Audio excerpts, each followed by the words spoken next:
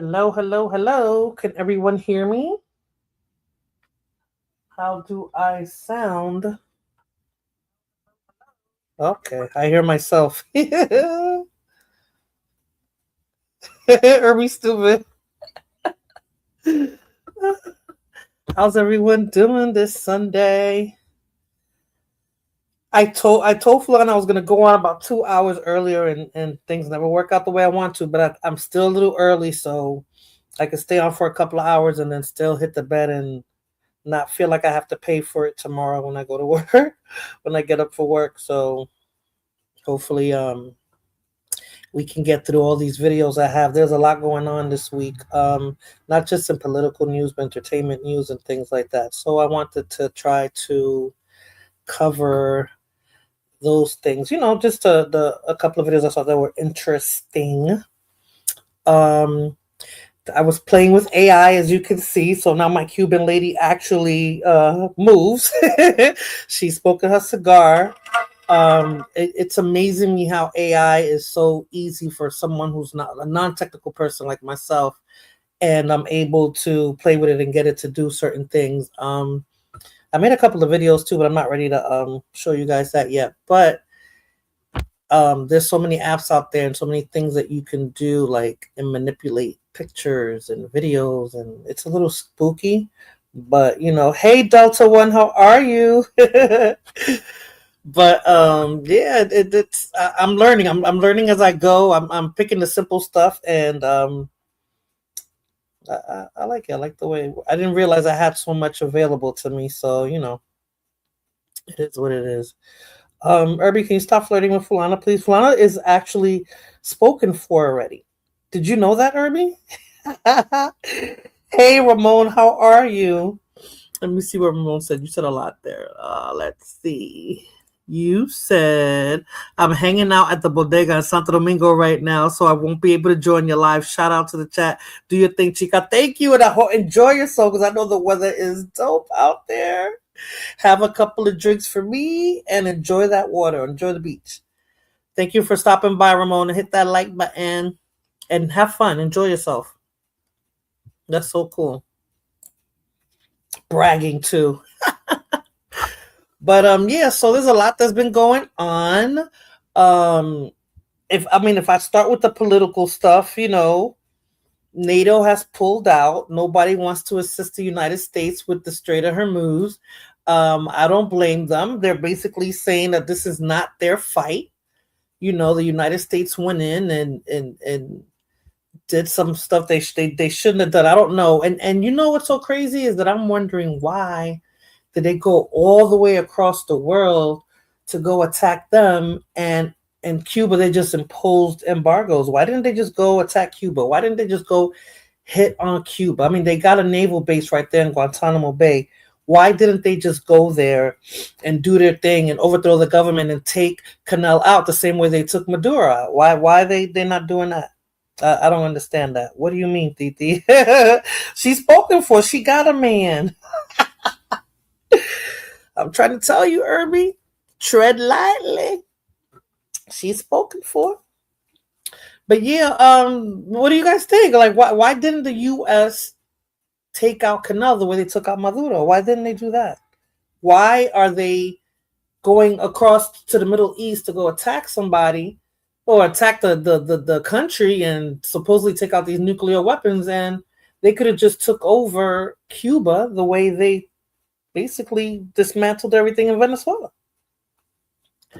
I was thinking about that earlier today. I'm like, what's all the hype? Why are you trying to start? Because now it's becoming a humanitarian thing to me with what's going on with Cuba. We know they want to overthrow the dictatorship. We know we want better for the Cuban people, but why are they going about it this way? Why aren't they just swooping in, taking out, the powers that be there and taking it over the way they claim they want to do it? I don't understand why they're not doing it that way. I don't understand why, it's like hands off, but let's starve them out. Let's let the country suffer. Because I'm sure that the upper echelon is not suffering the way the everyday person in Cuba is. So I don't get it. Let me see. Jose said it is so people don't focus on Trump's failures in the US. I guess. And overseas too, Jose.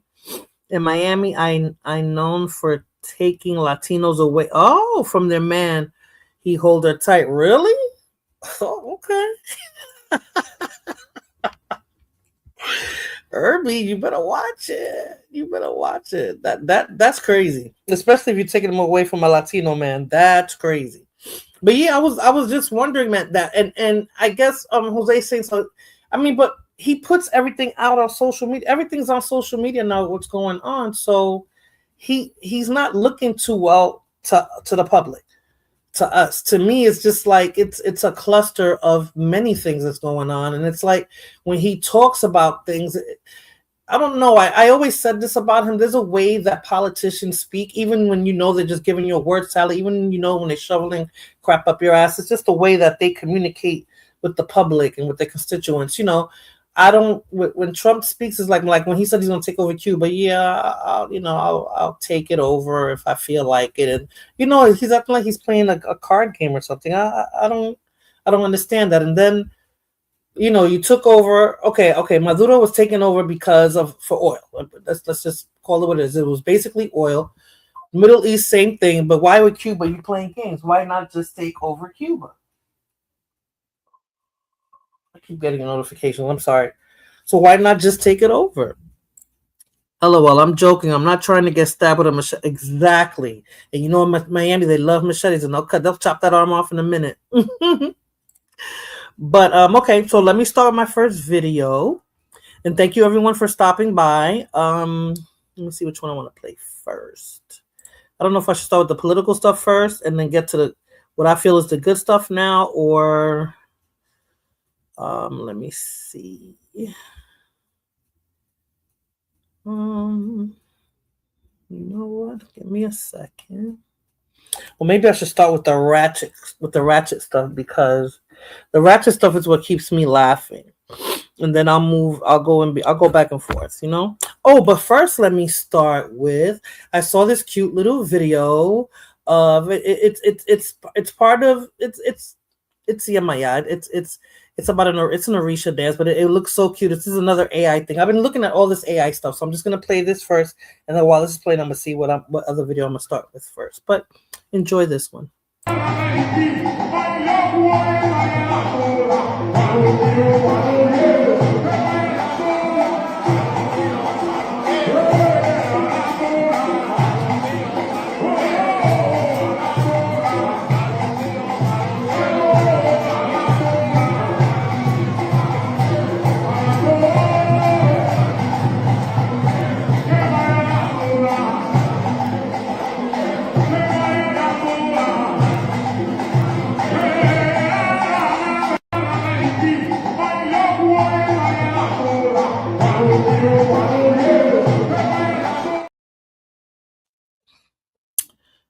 Okay, just little Cuban music there. Let me see. Let me start with this one. Give me a second. Hold up. You don't even date Latino men. Let me play this first video. This is called physical abuse. Yeah. Yeah. See, Taylor, this is all you do. It's the only thing you know how to do. Holy shit. I don't give a Let me go. Stop. Dude, leave me alone. Oh my gosh. Your daughter is right here. Oh my gosh. Oh my. You are. This is called. Well, guys, this was gonna be the new Bachelorette. You know, she's a Mormon queen, sitting there beating up her boyfriend in front of her child. They canceled the show. I never heard of her until I saw this video, and I'm just surprised that they actually that she was actually the one. You know, she's a very religious woman, and I know she's a TikToker and an influencer, but for her to go left like this, she is crazy, right? But it's like, what made her do it? Like, women these days are attacking men and thinking that they can get away with it. And you know, this is the age of social media, the age of the cell phone, where you just pick up the phone and you record people, like, and men can protect themselves now. Like, you know, I think men now are playing victim. And I'm not saying that he should have wanted to smack the crap out of her or anything, but I think they're using this as an excuse to play victim. Be like, oh my God, look at how violent she's getting. Look how wild she is, blah, blah, blah. You know, I don't know. I just think they're doing a little bit too much, but yeah, she is a bit crazy. I mean, she just ruined her career, I guess, with The Bachelor. But maybe this might have pumped up her career because, you know, people are starting to like the ratchetness. So if this was a man, well, they couldn't. I had a video about a year ago, Irby, with a man beating, I think he was a football player, beating the crap out of his wife, but I couldn't put that up. I could put this up, but I couldn't put that up. It's because men are narcissists. Right? It's like, you know, I don't know. It's their I don't know, they're playing, I don't know, they're playing both sides of the fence. I guess they're trying to say if women can do it to us, now we're gonna do it to them. You know? So Ray Rice. No, not him. This was he's a dark-skinned football player, and I don't think he's still playing, but he was playing up until about a year or two ago. And it was like, I don't know if it was he was leaving the house or she was trying to get him out of the house, but he was plummeting that woman and in front of the kids too. I think she was Hispanic as well. I downloaded that video a couple of years ago, maybe it was a year ago, but I said, I know I can't put this up because I know they'll shut my channel down. Hey, the cynical one, how are you? Thank you for stopping by. Who's Robin? Joey, hey, what's up? How are you, Joey? Thank you so much for stopping by. But yeah, I'm thinking that women are using this as an excuse. I mean, I think men are using these type of scenarios as an excuse to kind of turn the tables on women. And you know, I know there's women who have lied about things going on and stuff like that. But for the most part, I'm like, you know, he could have left the house. I mean, he's clearly bigger than her. She couldn't have done anything to him, but he chose to stay and record her. So, you know, I don't know. Women can be narcissists too, of course, but I don't know. I think it just seems stupid to me. But at the end, I guess he won, right? Kudos to him because she just lost out on a lot of money because they canceled the show. And I'm doubting that anybody's going to want to endorse her for anything else now. Anything reality TV is probably not going to happen. So I don't know. She messed that one up. But when I saw that, I said, oh my God. So, okay. So I'm going to focus on women berating men like this. I was going to jump into another video, but that would have just been another topic. So let me just focus on this one. I have another video of a woman acting out of character with a man. I think this is a 2-part video. Yes, this is a 2-part video. Okay, stand by, people. And this one's a little bit crazy. So This is a little crazy. Stand by. Get up, get up, get up, get up, get up, get up, get up and get gangster. Get up and get gangster. Cause I wanna fuck you up. Get up, get up, get up, get up,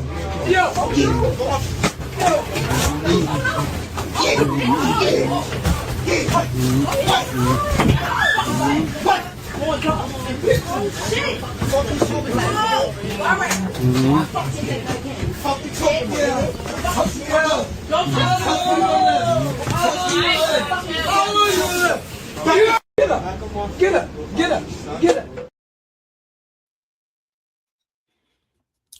Now, I don't know if that was New York or I don't know if that was New York or if that was someplace else. It looked like a New York City bus. But do you see how she was drunk too, and she got in a man's face? That's not the end of it. There's a part 2 to this video, but I couldn't get the other part where there was more to it in the beginning when she was just like, I'll tell your man this, I'll tell your man that.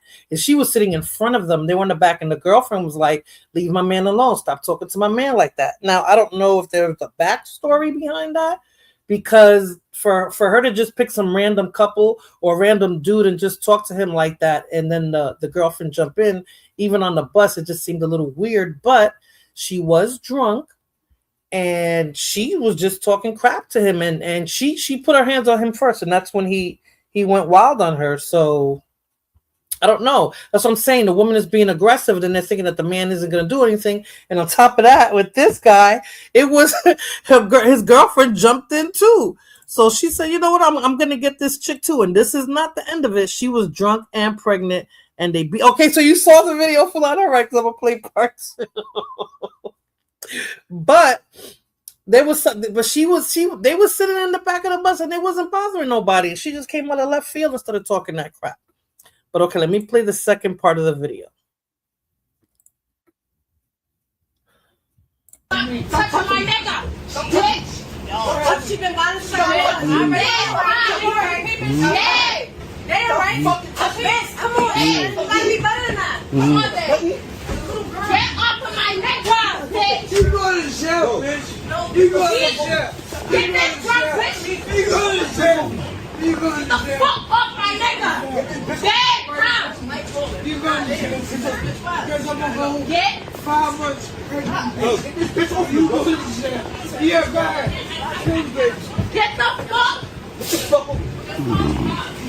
Get off of my nigga. Hey. No, you go to jail. Get off of my fucking nigga, bitch. Babe, I'm about to step on this bitch's face. Step on his face. You go to jail. Get the fuck off my fucking nigga, You go to jail. bitch. You go to jail. Because I'm pregnant. Get off my nigga.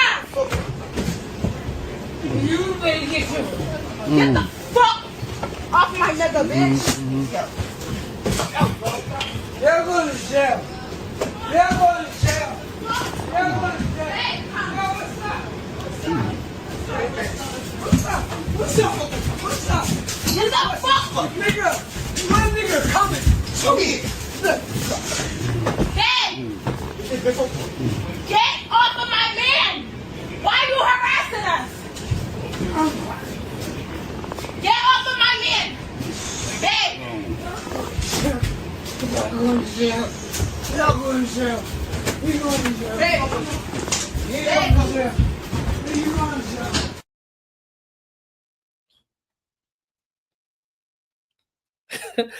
Irby sounded masculine is an understatement. It's not even that. It's all the physicality that was going on. It's like, and then she said after all of that, after he knocked her down, she still got up and came back for more.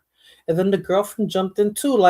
And I think the girlfriend was wrong. The girlfriend should, I don't know. I guess she was holding on to her boyfriend a certain way that, I don't know, they should have called the cops. Like, what would you have done in that situation? Would you have jumped in with your man and beat her ass too? Or would you have it on your cell phone, pull it out like everybody else does and call the police or something and get that, get that crazy woman off of there? Should the bus driver have done something, when they all got off the bus and just drove off? Because I'm like, why didn't the bus driver pull off? They had at one point all three of them was off the bus. Why didn't he just pull off? You know, it just kept it going, and then she's like, "You're going to jail. You're going to jail." Like all of y'all going to jail because that was crazy. All of y'all going to jail. Oh no, Irby. Oh no, Irby. How dare you? How dare you? I couldn't tell because I was trying to see the bus. It's definitely in the East Coast, right? But I didn't know if that was New York City. That could be Philly. That could be Jersey somewhere. I didn't know where that was at. uh, he's terrible at Brooklyn. But, you know, don't try to give New York a bad name. But everybody want to go to New York and see the mess. So cut it out, Irby. If you had a chance to go, they said, a round trip flight to New York City and it'll pay for your hotel. You'll be the first one jumping on that plane to go over there. Yeah, or Jersey. Yeah, or Jersey. But it was just crazy. Okay, so you said they were kind of masculine. That's what I'm trying to say. Like the women, like the Mormon ladies. So it's not just hood, right? Because they always try to blame the hood and say it's the hood rats and this and that. You saw that woman who was a Mormon from Utah basically getting ratchet. She was doing the same thing. Like she was being very aggressive. She was trying to hurt, but probably Patterson. Yeah, wasn't us. It could have been Patterson, Fulana. You never know.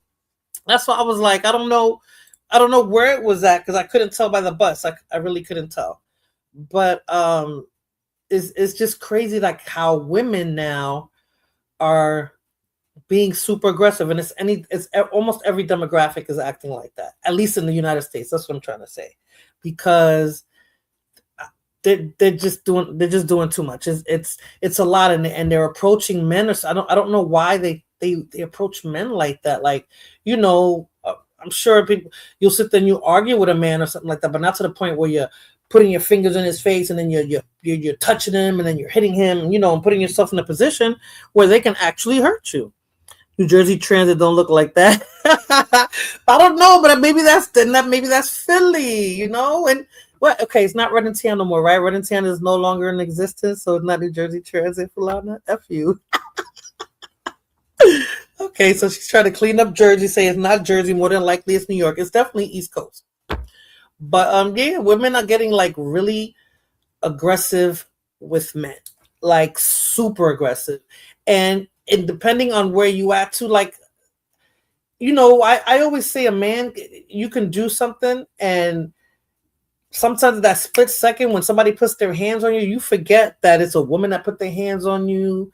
You know, it's just somebody who put their hands on you. And let's say you suffered trauma growing up. Maybe you had a parent that beat the shit out of you, or you used to get bullied when you were going to school, or, you know, anything. And somebody doing all that can trigger you. And then at that split second, you'll forget who you're dealing with. And then you just go and defend yourself. Like, would that be right? Would the man still be in trouble for, you know, fighting back like this situation on the bus? Like, if the cops do come, I'm assuming the cops came if none of them, you know, left the scene because it looked like they kept coming back for more, or she kept coming back for more. If the cop came, do you think they're going to arrest all three of them? Or are they going to just arrest that man for putting his hands on a woman who was drunk and pregnant? So she was drunk and pregnant. That's worse. I know it's not Florida or South General. It could have been, but that scenario could have been Florida, and you know that, Irby, because they say the two most ratchet places is the Bronx and Florida. They always say that. So don't even try it. Let me see if I have one more video of a woman getting beside herself. Hold on. I hope I have one more.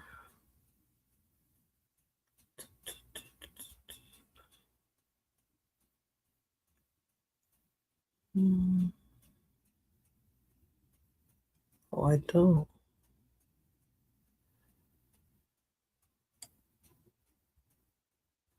Oh, I don't. Oh, I upload so many videos. Oh no, that's all I have. What she said, Florida, what?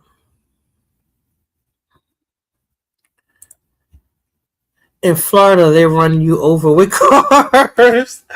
Yeah, but in Florida, they get out their car and they do that too. Shoot. Everybody should be arrested in that video. That's what I think. Hey, big country, how are you?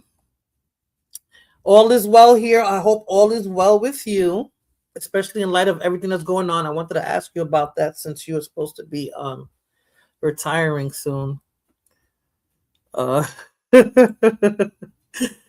they were well, they don't know how to drive in Florida. Am I rightful on? Is that what it is? They don't know how to drive? Let me see. Give me a second. Okay. I just think that women are they're really getting beside themselves. Putting your hands on a man is like just putting your hands on anyone, period, right? Putting your hands on anyone, period, it's just not called for. You know, people can argue and they can do the back and forth crap, but they don't have to actually get physical or get aggressive, you know? Oh no, I think I do have one more video. Let me see if I forgot to upload it because I was trying to upload something else. Let me see if I can put one more up here. This happens to be a woman dealing with a man, but she was being kind of aggressive too. I don't know. I would have just went and called the cops. Maybe because I'm older now and I'm just not in that argumentative type of mode, depending on the situation. I think now I'm just a 911 person. I won't really try to go back and forth with you because at the end of the day, it's not worth it, you know? It's road rage, Fulana. We got road rage in Jersey and in New York City too, Irby, and it can be bad actually. Let me see. Did it come up? Okay, yeah. Let me fair use this because this one is like it's bad. Fair use, people. This one is actually bad. Okay, hold on a second. Let's see. Hold on a second.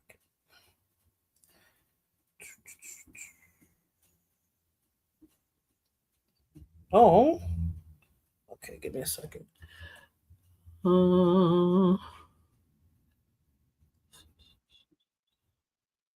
Wait, let me take off his comment. Hold on. All right, back to the video. I'm a motherfucking man, bitch. Get out of my face. Fuck you, you fucking don't look like white people are the bad motherfuckers. Fuck you. Fuck you, fuck you, fuck you. Bring them on, bitches. Get the fuck out of here, son. Get the fuck out of my face. Man, I was fucking evil witch. I need somebody ASAP. I'm a motherfucking white man. Hello! Hello! Okay. Come on up, brother. Come on me, motherfucker. Check it out. Do that. Big swastika right in my motherfucking arm. I'm a motherfucking man, bitch. Get out of my face. Fuck you, you fucking bull-like bitch. Fuck you, I'm not in. fuck you, guys. Shut up. Shut up, you. Shut up. You're a fucking act like a Marine and shut up. You're a bullshit motherfucker. You're a you fat.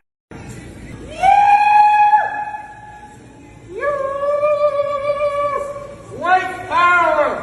White power! White people! Just what like the Goyim know. The Goyim know. The Goyim know. I want my money back. I don't want You guys no can more show this to the security. police when they get We're here. gonna have fucking activities in real life on the streets, exposing all you goddamn white.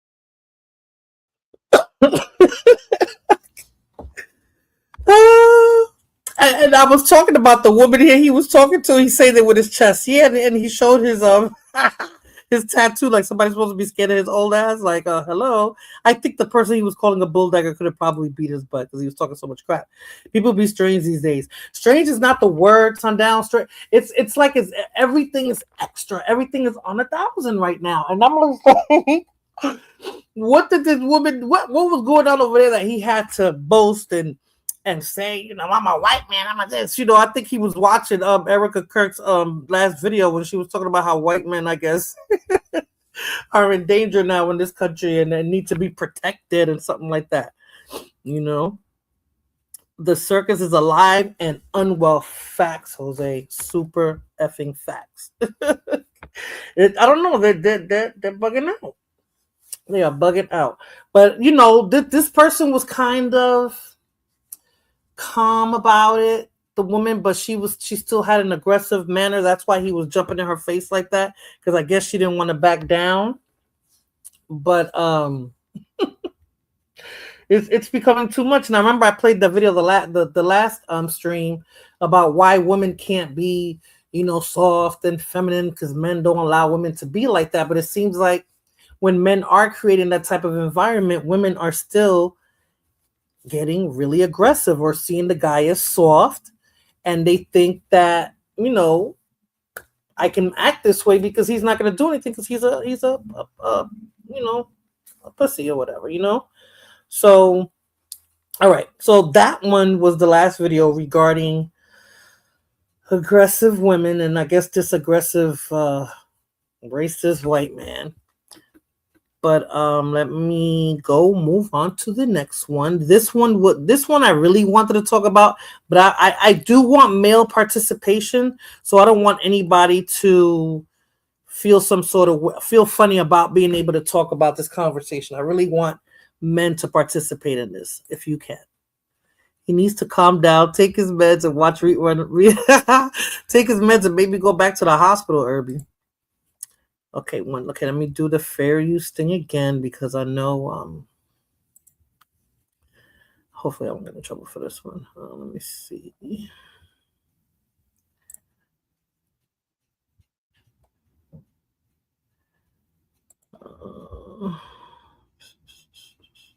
One of the biggest storylines on your spinoff was, you and your sister liking the same guy. Honestly, that is ultimately what got the show picked up.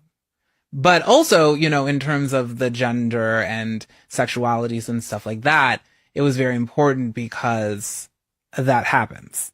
I don't attract gay men, and I'm not attracted to gay men. Like, it's just not a thing.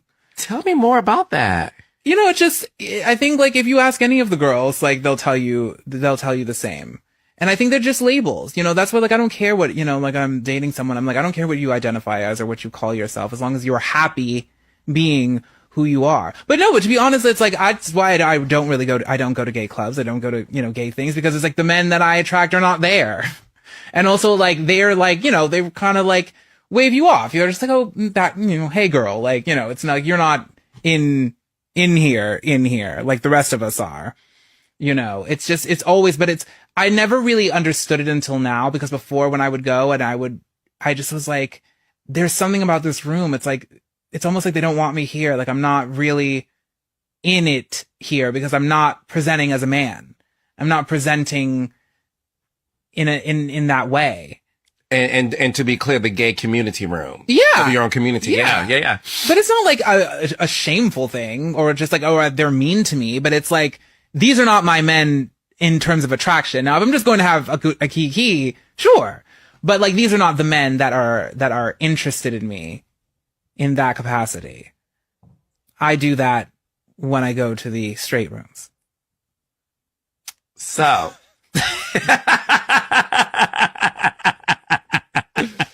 So, has it always been that way for you in terms of when it comes to men?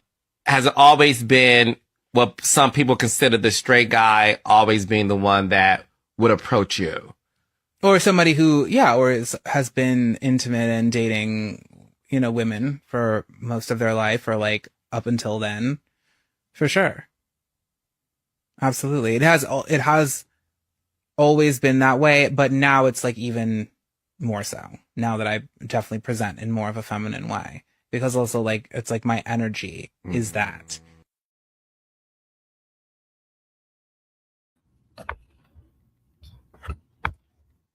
All right, guys. Men. 6'9" and Delulu. Exactly. So he said, and what's so crazy about EJ now is that now that he's more feminine presenting, as he says, he forgets what he looked like about, I don't know, what was that show? Excuse me, Baldwin Hills, was it that he was on? When he was like over 300 and something pounds. Hey, V Swells, how are you? When he was over, thank you so much for stopping by, V Swells. when he was like over 300 pounds and just looked ridiculous in his full gay self. Like, does anybody remember that? And he had that air about himself then, like, you know. And how dare he say that? Not so much how dare he say, insinuate. How can he insinuate that he attracts straight men? Like, anybody who's attracted to him, any man who's attracted to him that wants to talk to him, knows that he's not a biological woman. So why would he think that he's attracting a straight man? What is it about what's going on in his head or what he sees in the mirror makes him feel like he's attracting a straight man? Like, I don't know. I need men to say something about this, Irby, instead of making the emoji faces. Let's get some commentary here, because we as women know he's not dealing with a straight man, no matter what he thinks. And he feels that he looks better than a lot of freaking women. These be y'all friends. They don't be none of my friends, Irby. I don't know what you taught. These be y'all friends, because he only deals with straight men. So maybe it's y'all friends. I don't know. I see what you're saying, Irby. I guess you're saying y'all friends, like there's women who are encouraging this behavior. Is that what you're trying to say, Irby? Because be who identify as straight do that ish. Because what? He who identifies, what are you trying to say, Flana? Because he who identify as straight do that ish. Men that identify as straight do that. That's what you're trying to say. The men that do that, they say that they're straight, but they know they're not, because they're dealing with somebody who they know is not a woman. Each person can date whoever they wish. That is not for me. Dating whoever you want isn't the problem, Jose. It's saying that you're dating straight men. Like, when they look at me, they're looking at a woman. Like, he feels like he's presenting as okay, got it, Fulana. He feels like he's presenting as a woman. Women be friends with gay men. No, that's true. That's really true. But what does that have to do with how his views, his perception of the people that he engages with? What does that have to do with him being friends with women, Irby? I mean, who cares? Who cares? I just feel, and what's crazy is that, you know, he's really not the only one. They think when they talk to men who present as straight, that's what I mean. Men who present as straight, even though they're not, you know, they feel like it's almost like they're one-upping there. I think that's what they think. They're one-upping women when they do that. Like, oh yeah, he likes me because he thinks I'm a woman. Women be friends with gay men. Okay, I said that. But oh no, I just think it's a little weird. Yes, okay. These men, but he's not the only person in that community who feels that way. So let me see if I can upload the other one. I don't know him. He seems to seek validation from straight men. But Jose, you're a straight man, so he's like 6'6".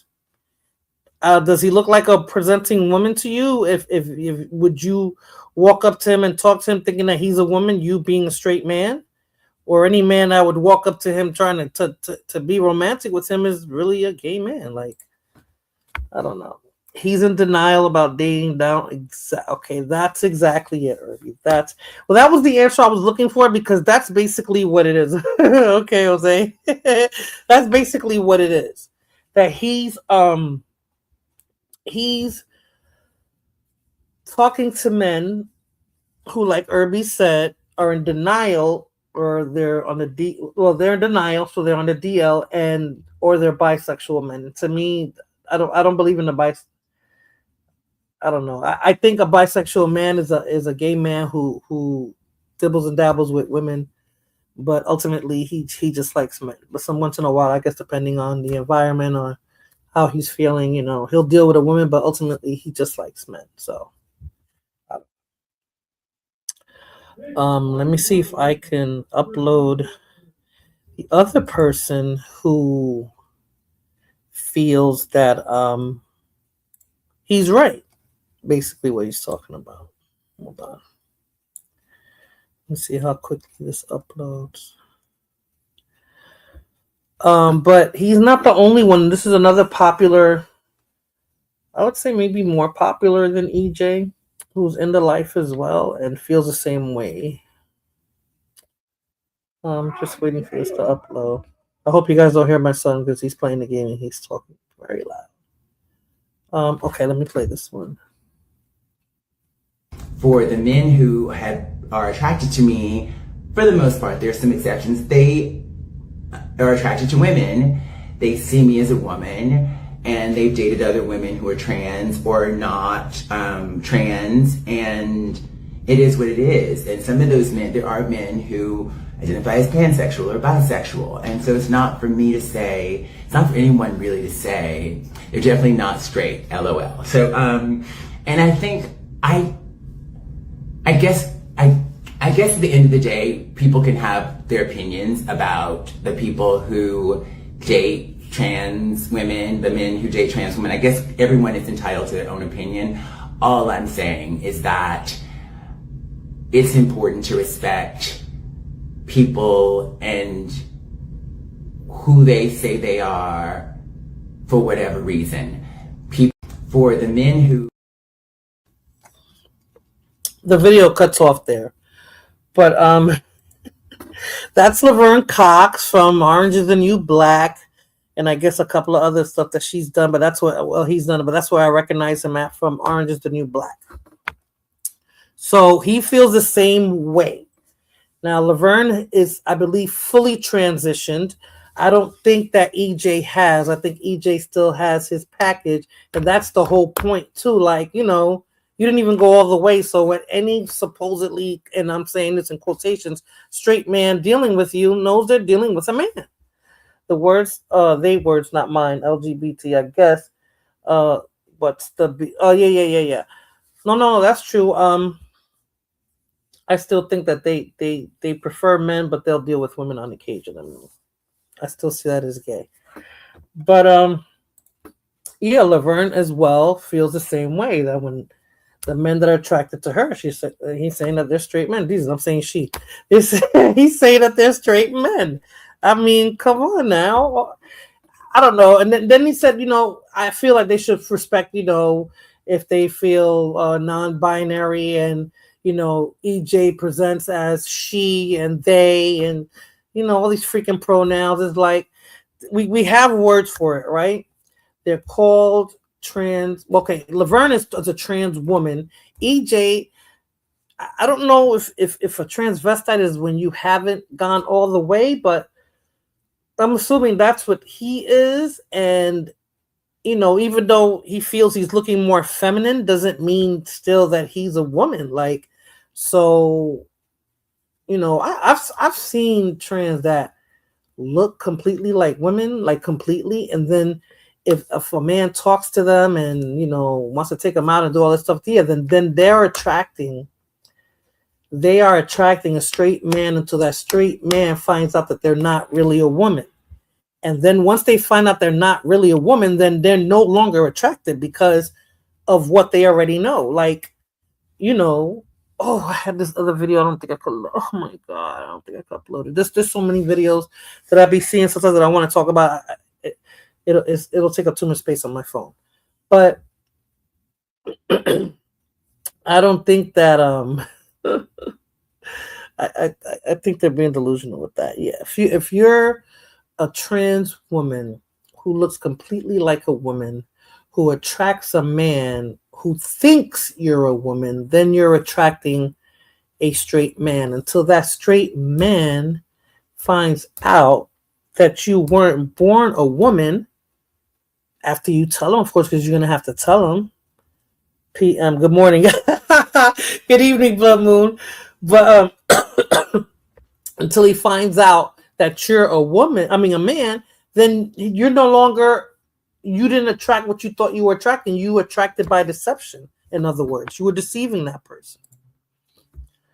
I don't blame them for thinking that I don't blame them for thinking that blame the download ninjas for manipulating them and not being honest with them or themselves. Well, I don't think the download's manipulating them. I think the download's letting them know that they'll talk to them, but that they don't tell nobody else that they like men. I think that's what those downloads do. Oh, you just woke up. Girl, I was trying to sleep earlier, but I started cooking and then I didn't finish right away, and it was crazy. But I finished cooking early because normally by this time I'm finished cooking, and then I'll start trying to do a stream about 11 to 12 o'clock. But anyway, yeah. So Blood Moon, we're talking about EJ Johnson. I played the video. I don't know if you saw that, or because you said you just woke up, and I also played Laverne Cox because she co-signs what he's saying, basically that they both attract straight men. And I'm just saying that if a man is attracted to Laverne or EJ, they're not straight. They like men who look like that. And if they happen to be a trans woman and a straight man is talking to a trans woman that they don't know is a trans woman, then you attracted a straight man. But once you tell them who you are, you're no longer, now you're seen as the other. You're not seen as a woman. So he's not going to want to continue. A straight man's not going to want to continue to talk to you, no matter how you put it. No, you were born a woman. He's not going to want to talk to you. So, all right. So I got through that video. So I got plenty of participation with that. Thank you, Irby. At least you and Jose, because at least you and Jose said something about it. I don't know where Sundown went. I have been watching EJ all week. No straight man is attracted to them. They both look like men. That's what I'm trying to say. So how can they think that? And then EJ went on to say that when he goes to gay clubs, they just look at him like one of the girls, like like he's not gay supposedly because he feels or presents as a woman. Come on now. Hey, Trooper69, how are you? And thank you so much. Yes, everyone, please hit that like button. Thank you so much for stopping by. So Trooper, I don't know if you want to chime in on this because most men shy away from these type of conversations, but Magic Johnson's son was having an interview with somebody because he's promoting his reality show with his sister, and he's saying that he attracts straight men. He doesn't attract gay men, and he looks better than women and all this other crazy stuff. Take care, Trooper. I know you be hitting a lot of people's chats and stuff, so I'm so glad that you stopped by to show some love. But yeah, he feels that he even feels that he looks better than women. That's the crazy part too. He says he looks better than a lot of women, and that's why he's attracting all these straight men, and that women are jealous of that. That's what they always round off to, saying that women are jealous of them. Why do they always go that route? Why do they think like if you attracting a man, then that's the man that I don't want. Like you're not making me feel some sort of way because you got that one. Like, oh, so he likes you. Okay, so I know that I don't have to go after somebody like that. I don't have to like somebody like that. Like, come on now. None of these people present as women. Maybe skinny white ones like Hunter Schafer, but he has a masculine face. I've seen some Blood Moon that actually look like women. The ones in Thailand too, that I wonder when men want to go there that look like women. I mean, they look like women. So if a straight man, if you're in a bar, oh God, I have that video. If you're in a bar and you had a couple of drinks and the person's looking, she's looking like a woman, and you're talking to her and stuff, and yeah, so he's like, oh yeah, he's turned on by me. I look like a woman, blah blah blah blah. But then when he finds out you a man, when he finds out that you weren't born a woman, then all of that goes out the window. Hey, Tony Hernandez, thank you for stopping by. How are you? I don't know if he's Lord, though. I'm starting to think he's somebody else. But let me see if I can get that. It's a video. Oh, gosh. And I don't know how this one didn't go, how this particular situation or incident didn't go left, because He is 100% Lord. Okay.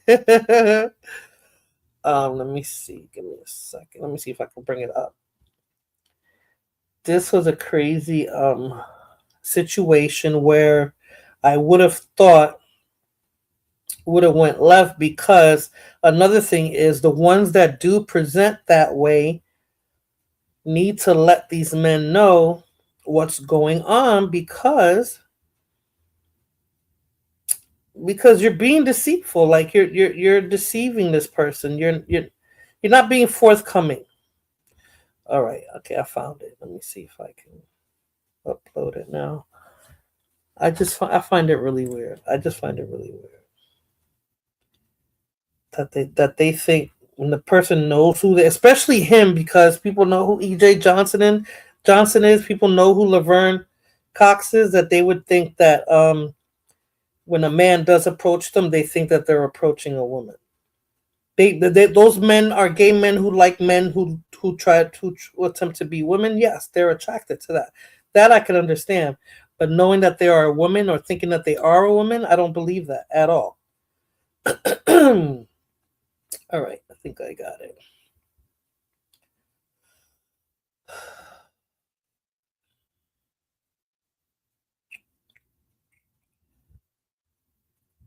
Oh God, I gotta email it to myself. Okay, I gotta email it to myself. The jawline gives it away. Also, the temple area. I've seen some that actually they're rectangular bodies. Those are the ones in Thailand too. Excuse me. The face is manly. All right. Let me see if I can.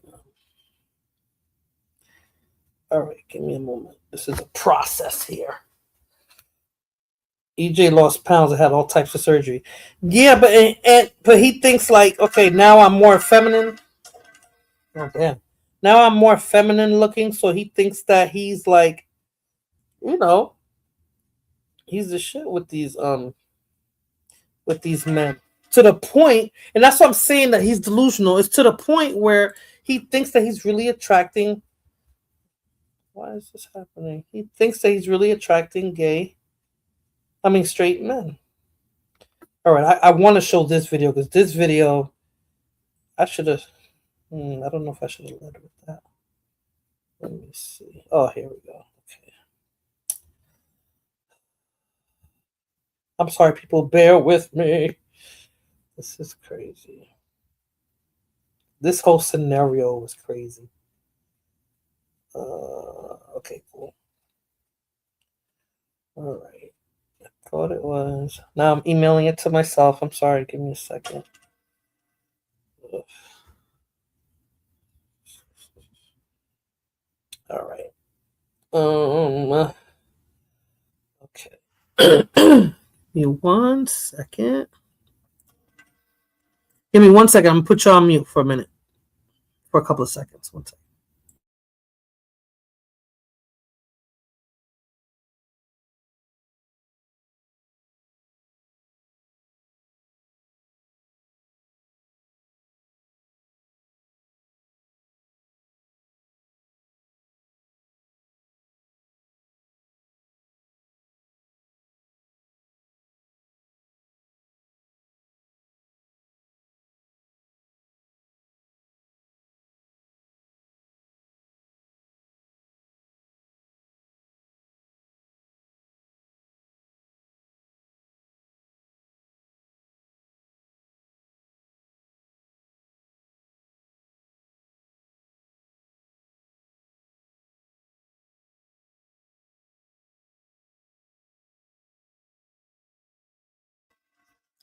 What I think is I'm doing too much, because you're in the marketplace. They get turned on when they think a straight closeted man is into them. The video I watched was correct. Closeted men want his money. That too. Yeah, that too. For sure, that too. All right, let me upload it now. I finally got it here.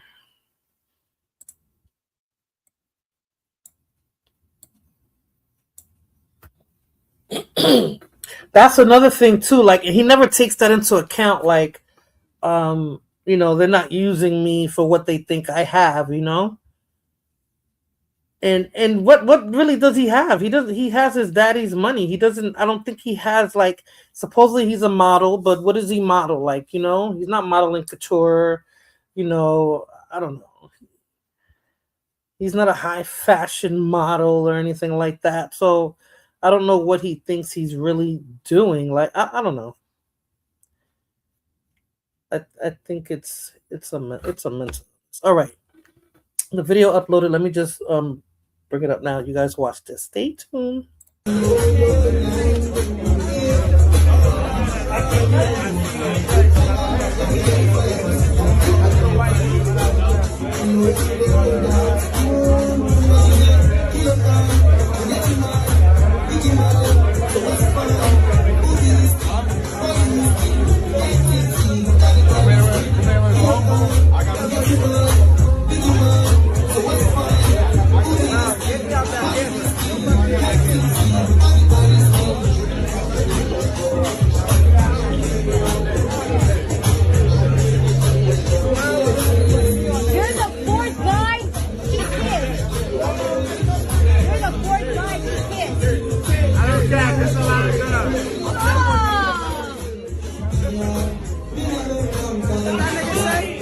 I don't care, it's a lot of girls.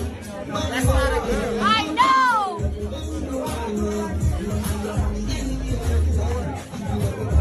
Hey! You know that's not a girl, right? What? That's not a girl. The girl you kiss is not a girl.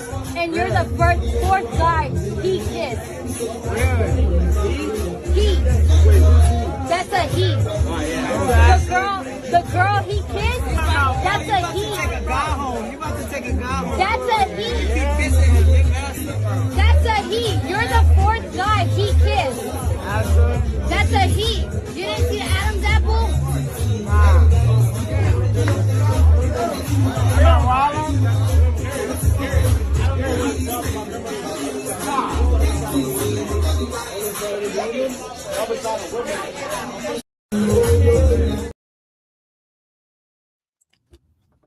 He took that so well. It was ridiculous. Like I couldn't believe it. They are drunk and seeing things because I see a man. I wasn't when I first saw the video. I didn't read the captions or the description or anything. Blood Moon. I just looked at the video and I was like, wow. So this woman, I thought that the guy that grabbed her up, excuse me, was her man and was gonna get mad. Like, yo, what you doing? And then I saw the other guy grab her. Like I thought he was with her, like her boyfriend. Or his boyfriend, and then I saw another guy, coming on or touching him like that too. So I'm just like, oh, and then the bartender said, yeah, that's like you're like the fourth guy she kissed. So I'm like, okay, so this woman is drunk as hell and she's going around kissing everybody. And then when she said, no, it's not a woman, it's a man. Don't you see the Adams? I didn't get to see all of that. We kind of saw it from the side. That's why I'm like, oh my God. I said, so that was a man. And then when she's telling, because I would have been afraid, even as the bartender, and they complained about the consequence. That's exactly what I was going to say, Blood Moon, that I would have been afraid as the bartender to tell the dude that, yo, what you were kissing was not a woman. You were kissing a man, considering that he's drunk. And when you're drunk, you can get aggressive and violent, especially in that situation. Unfortunately, there's been scenarios where men have killed trans women for being deceived. So it's crazy. You're gonna plead the fifth on what, Irby? That you thought that was a woman? That's because I thought it was a woman. Blood Moon said no, she knew. They never showed you the face, so you couldn't see the Adam's apple. Looked like it was shaped like a woman to me. I couldn't tell until the bartender said it was a dude, and then towards the end of the video when they showed the face, then I was like, oh, that's highly deceitful. That's what I'm saying. Old head, and imagine being drunk. Like you can't even get, white girl wasted, a Brad wasted in a bar and have a good time and meet somebody, because that's not uncommon. I've seen that happen in clubs. You meet somebody, get drunk like that, and you start feeling yourselves, and find out that the person that you're all over was a freaking dude, like, and oh my god, if that was me, if I was drunk, what would happen if that was you and you were drunk? That's why I want to hear from the men, because we're women talking about this, but it's like, it's not just the Adam's apple, it's the shape of the body and the jaw. I don't know. That was crazy, and I thought that man was going. I thought the situation would have turned left the way, when she told him that, and he was still confused. He still didn't comprehend that he kissed a man. Like, he didn't get it. He still didn't get it. He's not going to get it till the next day, and I wonder how he's going to feel about that. Is he going to be upset and go to the bar and try to find out who that is? Because men get really. Hold on one second. Men really get upset about shit like that. Like, that makes them see red. That makes them turn violent. Like, that's a scary scenario. It's not just the Adam's apple, it's the shape of the. Okay, you said that already. Again, you're gonna plead the fifth. What would you don't? Okay, so you're pleading the fifth because you don't want to say what you would have done because you're a guy and you can't say it. Like, you can say it, Irby, because unfortunately that's the reality. Unfortunately for you, only women come here, and Lord, what you're the only woman in here. Blood Moon, what are you talking about? You're the only woman in the chat, if that's what you're talking about. But anyway, I don't know. I saw that turning.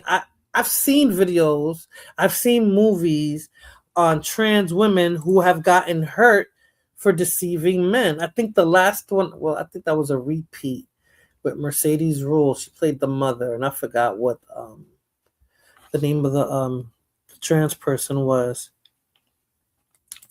What you said? I see another one. Oh Lord, who's the other one? Okay, so there's three of us and the rest are men. I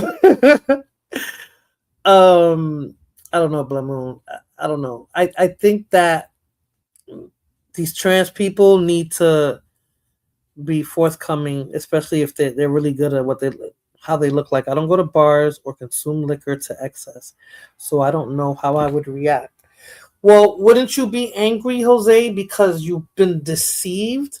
Just like, men complain about women who wear all this makeup and stuff, and they feel like, it's witchcraft because you're putting on a face that's not really your face. So wouldn't you be upset with the deception? I'm pleading the fifth, so y'all don't be witnessing court.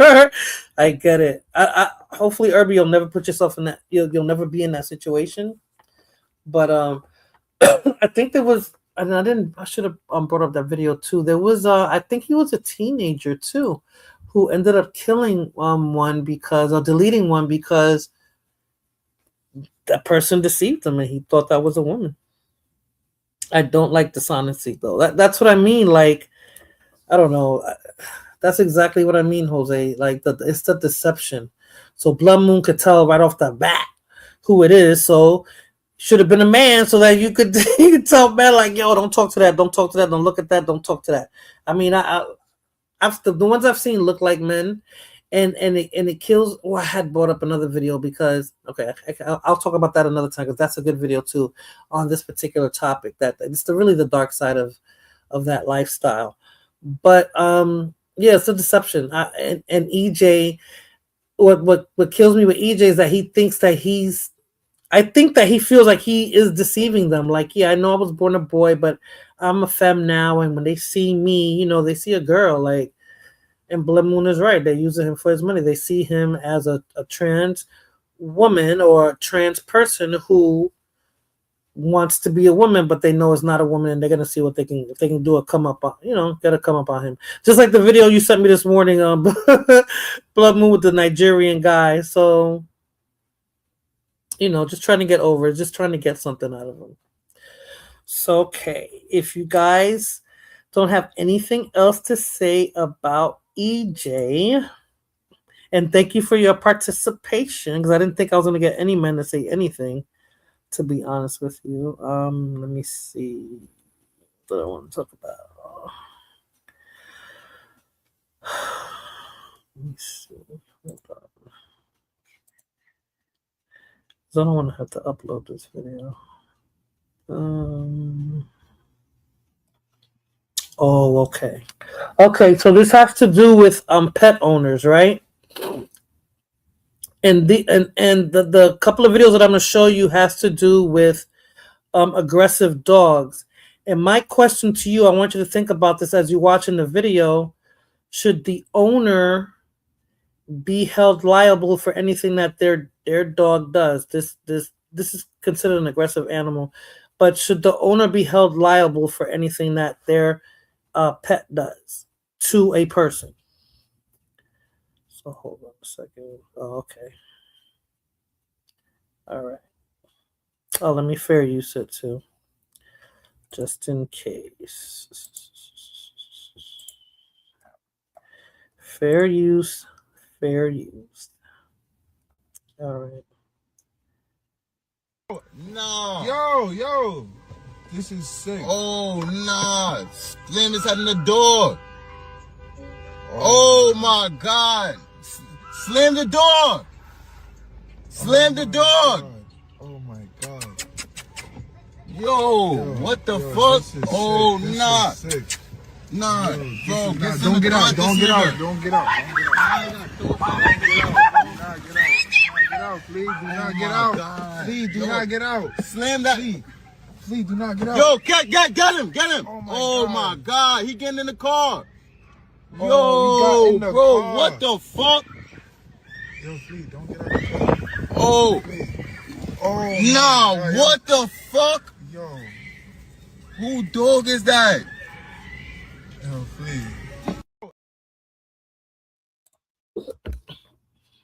Now, that was a horrible scene. There's a part 2 to that, but that was a horrible scene. And as I'm watching it, I'm like, dude is recording it. There's 2 guys in there, right, in their car recording it.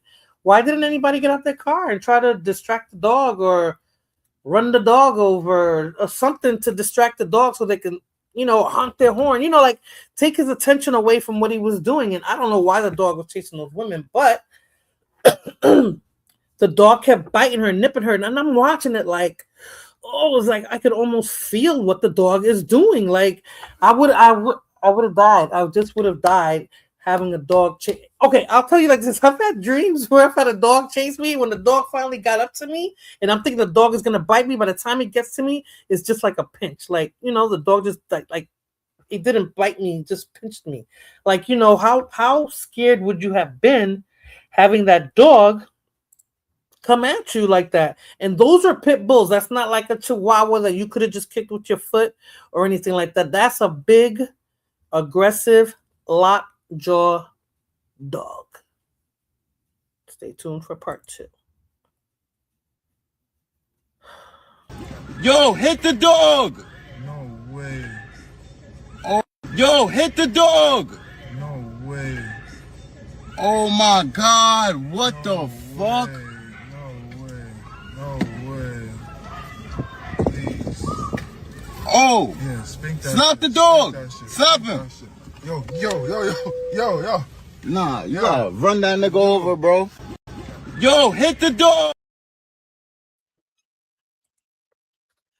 He said you gotta run them over. Why didn't he run them over? Why were they just talking about it instead of like, okay, I'll record if you insist on recording this while I'll go distract the dog, hold the phone or something. The men were scared as well. And something else that deleted my comment. Really? What you put on there? And something else deleted. I didn't see it on Blood Moon. But that's okay, I would be scared too, Blood Moon, but if I'm in my car, the dog can't get in my car. My windows are closed, the door is locked. I would have tried to honk the horn. I would have tried to get as close as I could to that car to distract the dog so that at least they can get in their car. Because no, I'm not going to get out, but I would try being in my car. I would try to distract the dog, like, or if worse comes to worse, if he's close enough to my car, hit him with my car so that women can get away. I can't type it. It was deleted. Oh, okay. Damn, send it to me. What did you say? What did you say, Blood Moon? God damn. Okay, but that's crazy. That is crazy how that happened. That didn't look like the hood. That looked like a regular neighborhood. And They were just, getting in and out the car. I don't know. I don't know if they were at the light. I don't know. It didn't look like it was their dog, and that I don't know why the dog got that upset. Why wasn't he on the leash? Where was the owner? What was going on? That dog just wanted to attack those women, and he bit her, like, I don't know if it was her stomach or her hand, but he was like locked onto that, like, oh my gosh, you got to go to the hospital, got to get rabies shots. Because you don't know if that dog has its shots or it's just a whole bunch of things that was running through my mind. But I was really more upset at the guys in the car. So Blood Moon said that they were scared, and I understand that, but I would have been scared too. But I would have been scared for those women because that dog could have ripped them to shreds. Like, that dog could have ripped them to shreds. And I want to know, do you feel that should the owner, like, if they find out who the owner is, should the owner be prosecuted as well? Like, what should they do with whoever owns that dog? Because it couldn't have been some random dog just roaming the streets like that. Like, you don't normally see random pit bulls roaming the street like that. So let me play another one. One moment.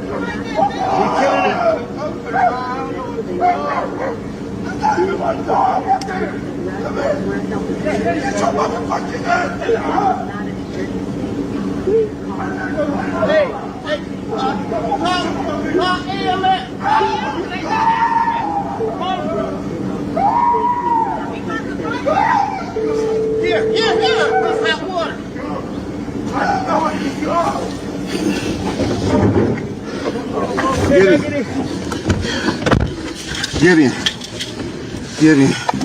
Oh, Thank you. oh, fuck. Oh, fuck. Thank you. Yes. Thank you. No problem, man. This fucking dog's sick. And I know dogs get big. Miss Lucas, go! Go in the house. Oh, Jesus. I don't mean to laugh, but Miss Lucas was going to be next.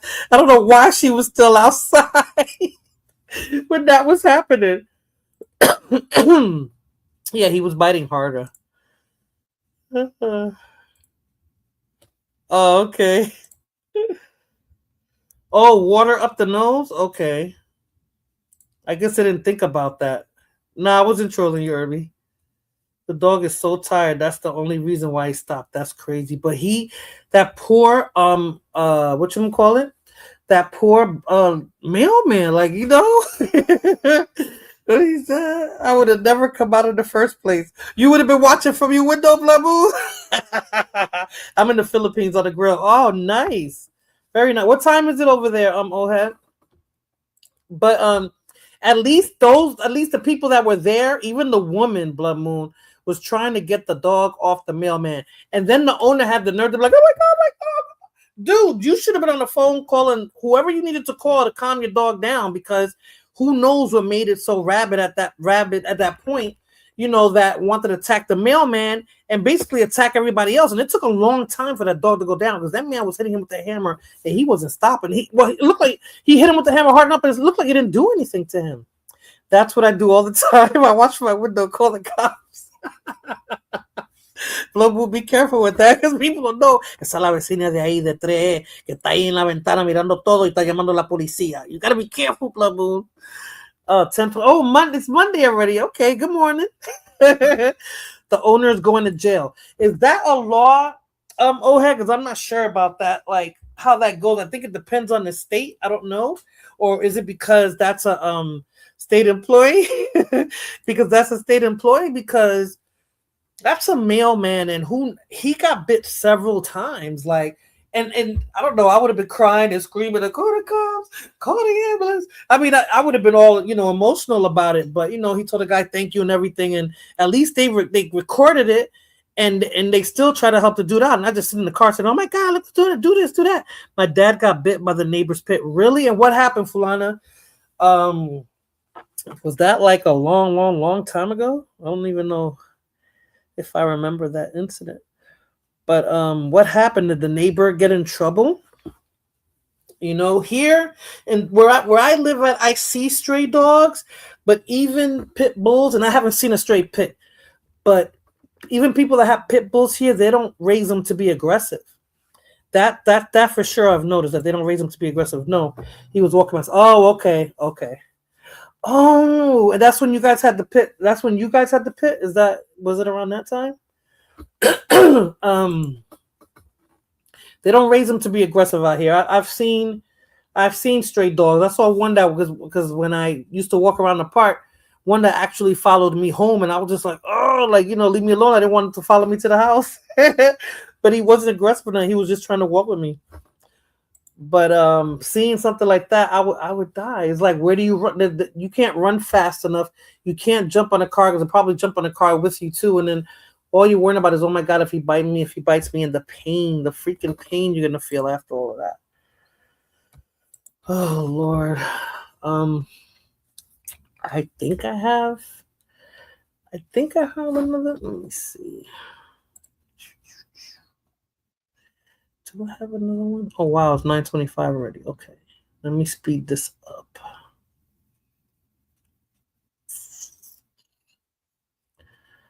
Okay, I did the. Oh, okay. This is another.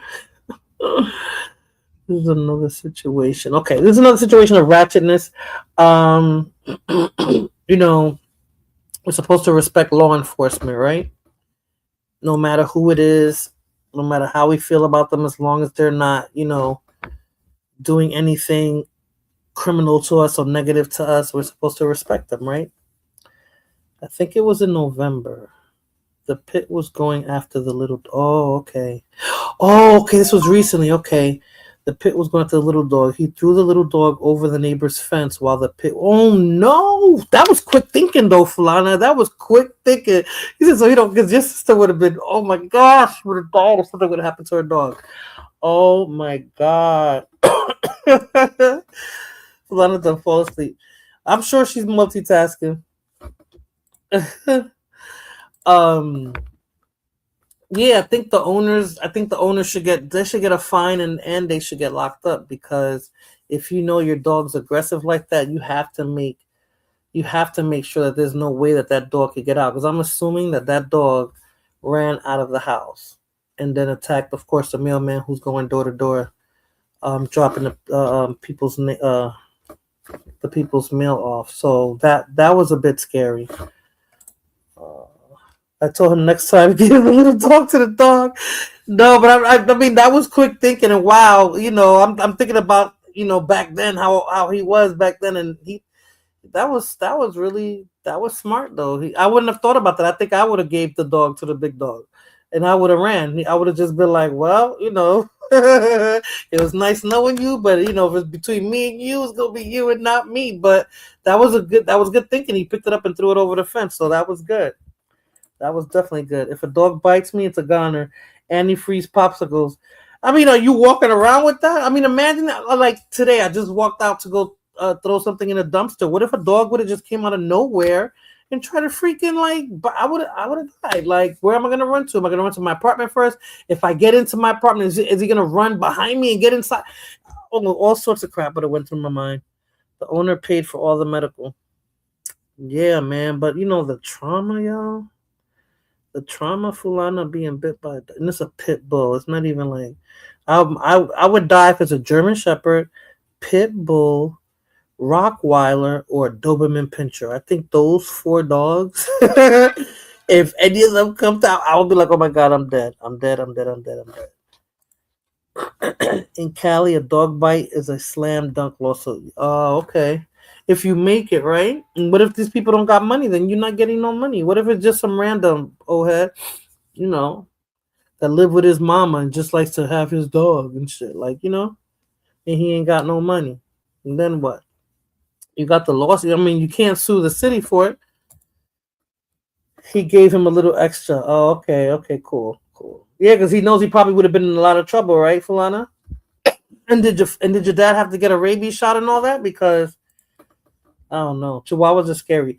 Yeah, they are scary because their bark to me is worse than their bite. I mean, they can hurt you, but I'm saying if a Chihuahua comes at me versus a pit bull, I can kick the shit out of a Chihuahua. If I'm scared, I know that I'll get angry. That little dog scare me, and I'll kick the shit out of him. But a pit bull or something like that, I'm not sticking my foot out for that pit bull and grab me by my leg. A little Chihuahua, okay, but a pit bull, no.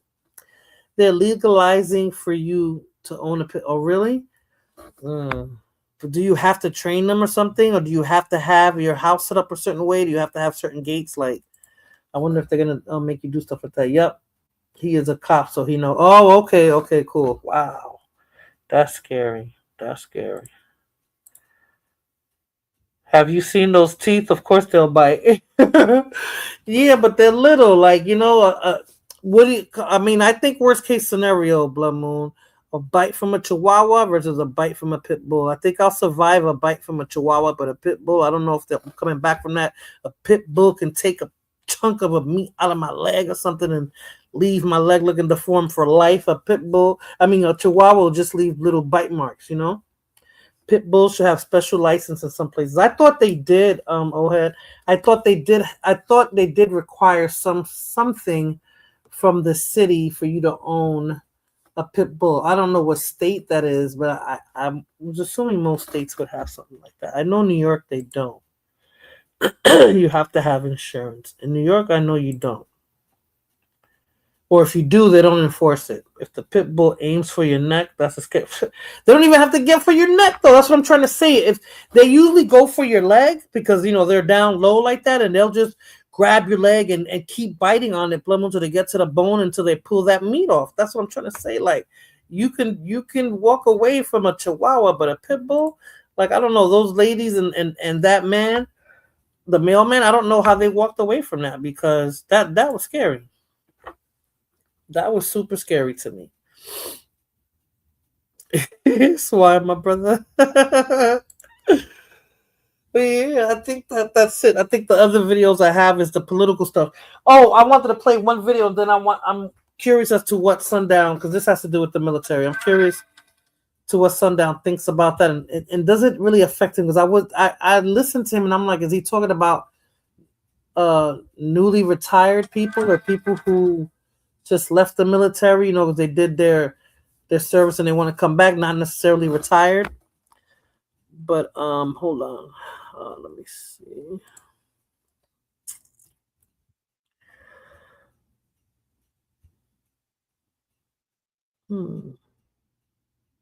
Okay, yeah, this is it. Hold on one second. Today in this video, as we said we would, I want to update you on our efforts to reinstate those service members who were unjustly forced out of the military during the COVID-19 panic. While I'm proud of our efforts over the past year, our obligations to make things right are not yet complete. I'm therefore extending the application of the department's reinstatement and return to service guidance established last April. The revised guidance will now apply to former service members, our warriors of conscience, who wish to return to service through April 1st of 2027. So we're extending this to make sure anybody that wants to take advantage of it has additional time to take advantage of it. Maybe you were waiting to see whether we meant it or not. We do. We hope you'll take a look. To further encourage the return of experienced and dedicated service members, effective immediately, the active service obligation for individuals returning to service under this guidance is now reduced from 4 years to 2 years. And this change reflects our confidence that returning members will make an immediate and positive impact and aligns our reinstatement policy with the needs of both the service members and the military services. Maybe for some 4 years felt like too much, given what had been done to them. We hope too entices warriors of conscience to come back. This modification will be incorporated into all future reinstatement agreements. And this policy change also applies to those service members who have already been reinstated and committed to a 4-year service obligation. So it's across the board. And given this policy modification, and to ensure that everyone whose career was cut short under the COVID-19 vaccine mandate receives the respect they deserve, I direct the secretaries of the military departments, the Army, the Navy, and the Air Force, within 60 days to once again recontact those who have not rejoined already and inform them of this new information and this new opportunity. We are working hard every single day. It's our commitment to you to right the wrongs and correct the injustices of the Biden administration. Today, they love blaming Biden, right? They love blaming previous administrations for all the F-ups. I've never heard any administration or any cabinet or any president always talking about the previous president and how bad they did. These world politics aren't intelligent problems. It's getting annoying. But I'm curious, is it that enough people aren't signing up now since now we're in Iran? They're not getting enough recruits, so they're trying to bring back people that they let go during COVID? Like, I don't get it. And if you're retiring, are they trying to entice you to come back to serve another term? That's what I wanted to ask Sundown, but I guess he left already. But that's what I was curious about. But Ohad, you was in the military, right? Is that what he means? Like, he's trying to bring people back that were let go during COVID?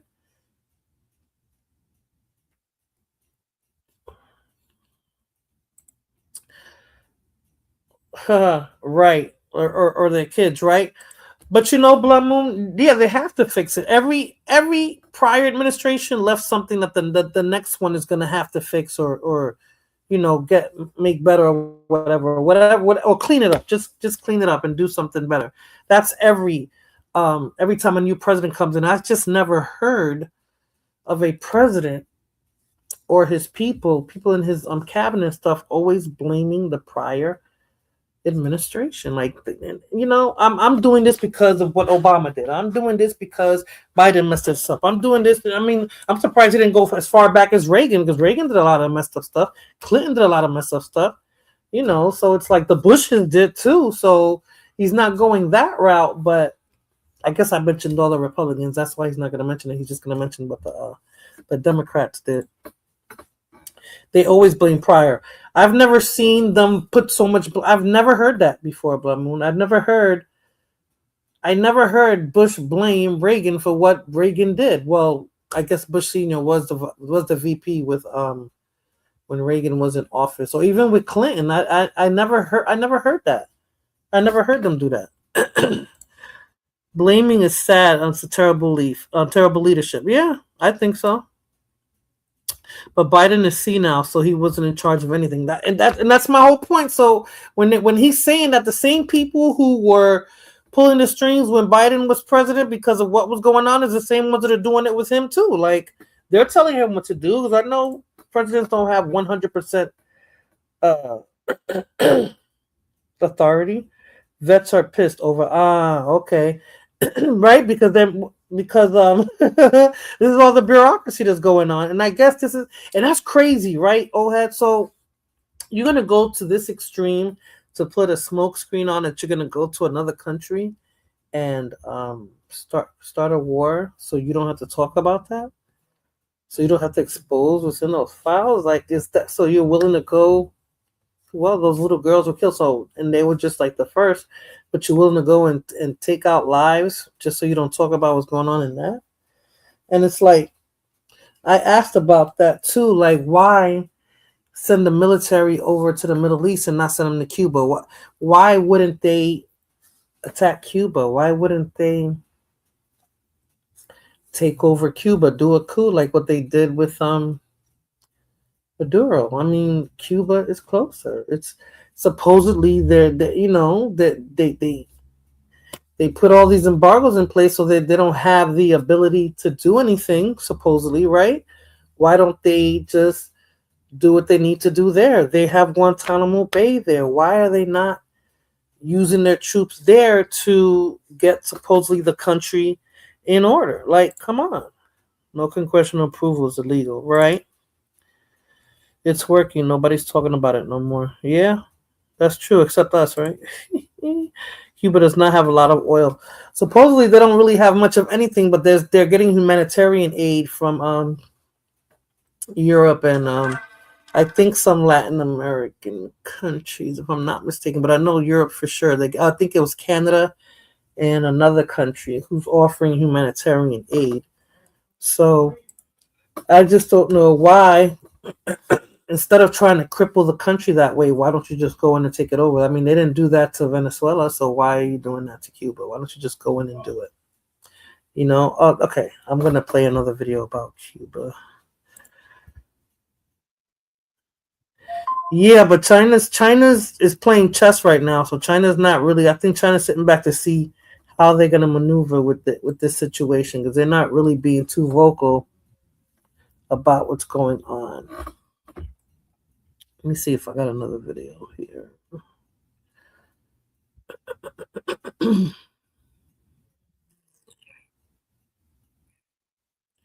It's about Cuba too. Give me a second.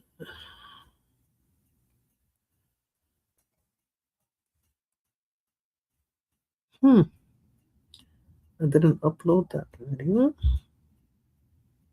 Oh yeah, this is it. Okay, hold on one second. Todo el mundo habla de por qué Cuba va a caer, pero nadie habla de lo que Trump realmente quiere de Cuba. Cuba tiene algo que muy poca gente sabe. Es la isla más rica en recursos naturales del Caribe y nadie lo explota. Número 1, níquel. Cuba tiene 5.5 millones de toneladas de reservas, el quinto depósito más grande del mundo, más que Australia, más que Brasil. El níquel es esencial para el acero inoxidable, las baterías eléctricas y la industria de defensa. Número 2, el cobalto. Cuba tiene 500.000 toneladas, la tercera reserva más grande del mundo afuera de África. El cobalto es el mineral más crítico para las baterías de vehículos eléctricos. Tesla, Apple, Samsung, todos lo necesitan. Y el 70% de la producción del mundo viene del Congo en condiciones cuestionables. Cuba es la alternativa perfecta. Número 3, el petróleo offshore. En el Golfo de México, frente a Cuba, hay entre 4 a 9 mil millones de barriles de petróleo sin explotar, a 90 millas de Florida. Y número 4, el turismo. Antes de la crisis, Cuba recibía 4.7 millones de turistas al año. Con inversión americana, ese número se multiplica por 5 en una década. Playas vírgenes, arrecife de coral, La Habana, todo sin desarrollar. Venezuela tenía petróleo, Irán tenía gas y minerales. Cuba tiene níquel, cobalto, petróleo y turismo. El patrón es siempre el mismo. Trump no se mueve sin recursos estratégicos en juego. Si quieres entender cómo conectar todo esto con tu portafolio, escribe MOAD en mensaje. My bad, people. I forgot that this particular video was in Spanish. So it was talking about the natural resources that Cuba has. Nickel and I think cobalt is copper, right? And I forgot what the third one he said was, but that and the tourism and the strategic position that Cuba's in. I'm saying if that's all true, then why wouldn't he just want to go in there and take it? Like, Cuba can't drill; it would ruin the environment. It would ruin the environment in Cuba, or ruin the environment. Period. Like. Every country has a bunch of those things. They always say the U.S. wants it, which is true. I'm just saying, like, no blood moon, Dominican. Yeah, Dominican Republic has natural resources too. Haiti does too. Puerto Rico does too. I mean, I know it's more than just a. I don't know. Like I said, Guantanamo Bay is there, and they got troops there. I don't know why they're not trying to go that route to access Cuba, to take over Cuba. I don't know why. The ecosystem has to be intact. Oh, okay, gotcha. That part I didn't understand. Okay. But they can work on it, right? Like, that's something that they can do to get it to where it is intact so that they can do it with they're trying to secure oil all over the world. I know that. They're trying to secure most of the resources. So Haitians can't pretend to be Dominican. I've seen Cubans who look very African, though. You are trying to get to that side. You talking Herbie? Russia might not go for taking. Well, okay, so that's another thing too, right? Ohad. So I think China and Russia are in, like, you know, they're you know, talking to each other about it, but they're not playing. They're not showing their hand just yet. I don't know what are they waiting for to see to finally make that move, because that's the only thing that can really, like, put a halt to everything. If they say no, you're not going to do this, we're going to help them out, but they haven't come out and said anything. So, you know, why not? Why not? Nobody can fucking nobody can actually say anything about that. Why are they not going in and taking Cuba? Even though, okay, so you're saying Russia might not allow them to do it, but why not even put it out there to see if Russia's going to make a move? And you're worrying about supposedly Iran having missiles when the United States got in an uproar when they thought that Cuba had them. That was that whole thing that was going on back in the 70s and the 80s when Russia was in there, and they thought that Russia had positioned nuclear weapons there. So why are they not so worried now, and them being so close to the United States versus Iran, who in turn, if they really, to me, because in my opinion, they didn't even have those nuclear weapons, because supposedly they dismantled that in the prior administration, or I think it was during Obama. Why, if they really had it, why weren't they worried about them actually using them when the United States tried to attack them, instead of having this you know, Top Gun type of war? Russia and China are waiting for the U.S. to exhaust its resources, then attack. So, military resources? You think they're going to exhaust their military? I guess that's why they're doing all this recruiting, trying to bring troops back and stuff.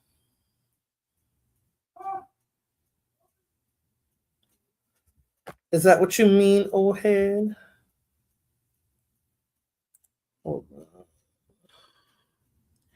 And even though they mentioned all those resources, this is okay. Hold on. Yes, military. Okay. There are no Dominican that look African. Y'all think y'all white over there for real. Oh boy, the self-hate, racism, colorism. I'm a no black is showing. Here we go. Okay, so let me play Canel's video. Hold on. Okay, let me fair use this one. Fair use.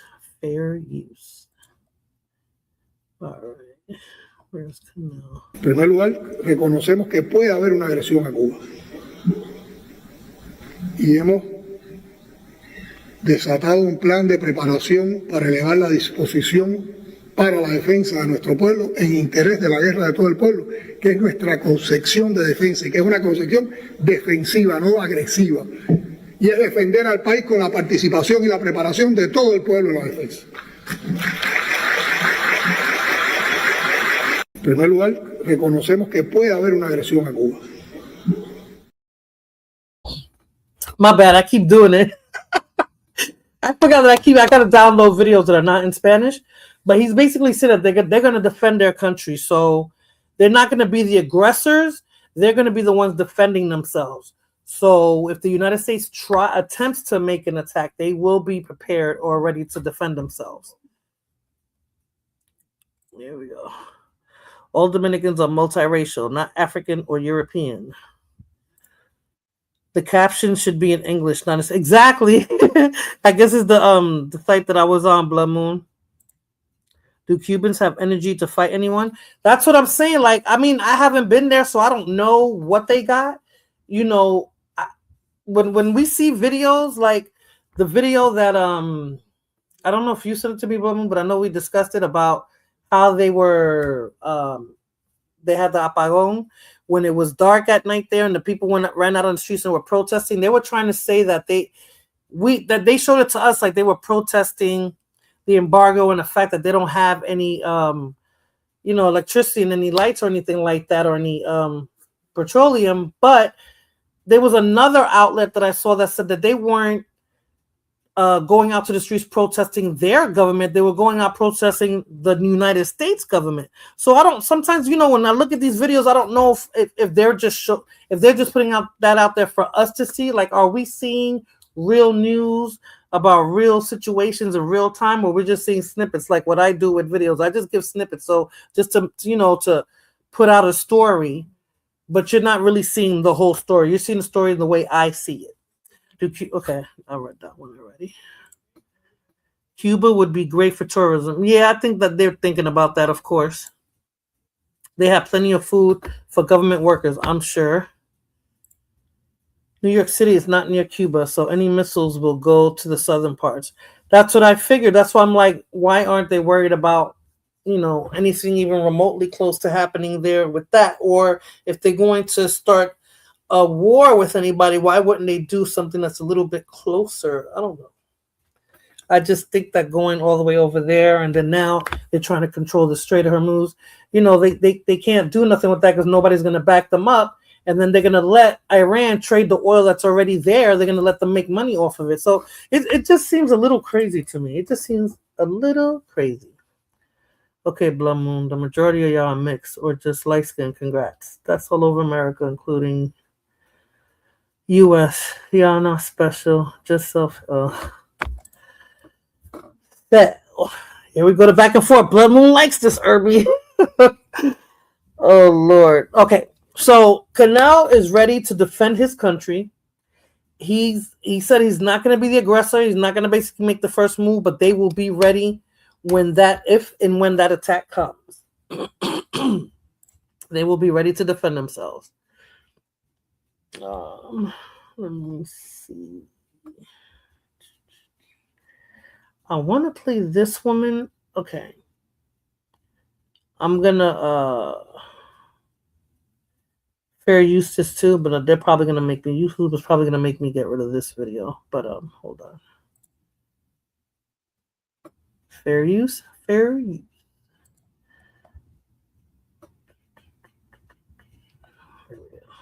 Here's how the U.S. manufactured the crisis in Cuba. Cuba is incredibly important to politicians in Washington, D.C. That's because of the Cuba Lobby, one of the most influential ethnic foreign policy groups in the U.S. Despite the Cuban diaspora making up less than 1% of the U.S. population, experts say the Cuba Lobby punches above its weight. It's second only to the pro-Israel lobby, another group with a strong Florida base. U.S. politicians have championed their cause and cashed their checks for decades. The lobby was founded by elite Cuban exiles whose property had been seized by the revolution, and it seeks to dismantle the country's socialist system. Cuba will be failing pretty soon. The United States is isolating the Cuban regime.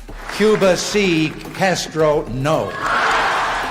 The Cuba Lobby is concentrated in and around southern Florida's Miami region, home to over half of all Cuban Americans. For years, the lobby has been effective at mobilizing voters, especially in swing states like Florida, where the majority of Cuban Americans lean heavily conservative. That influence helps explain why the Republican candidate Trump made the switch in 2016 from wanting to end the embargo. I say after 50 years, it's enough time, folks. To prolonging it. Now he's doubling down. Trump has threatened tariffs against any country that exports oil to Cuba, which he claims is a stronghold for, get this, Hamas and Hezbollah. I mean, he may as well have thrown in that you had the Loch Ness Monster in Cuba as well. An executive order, even by Trump's own high standards, replete with falsifications. Historically, the Cuba lobby has had access to the highest level of U.S. politics, allowing it to exert influence directly on decision makers. Take Marco Rubio, a Cuban-American champion of U.S. intervention. He's currently Trump's Secretary of State and is leading the government's latest squeeze. We would love to see the regime there change. Even before Trump's decree, Cubans faced daily blackouts, food scarcity, and a critical shortage of medicine as a result of the U.S. embargo. You can trace that story back to 1952, when Fulgencio Batista ran a failing presidential campaign and launched a military coup instead.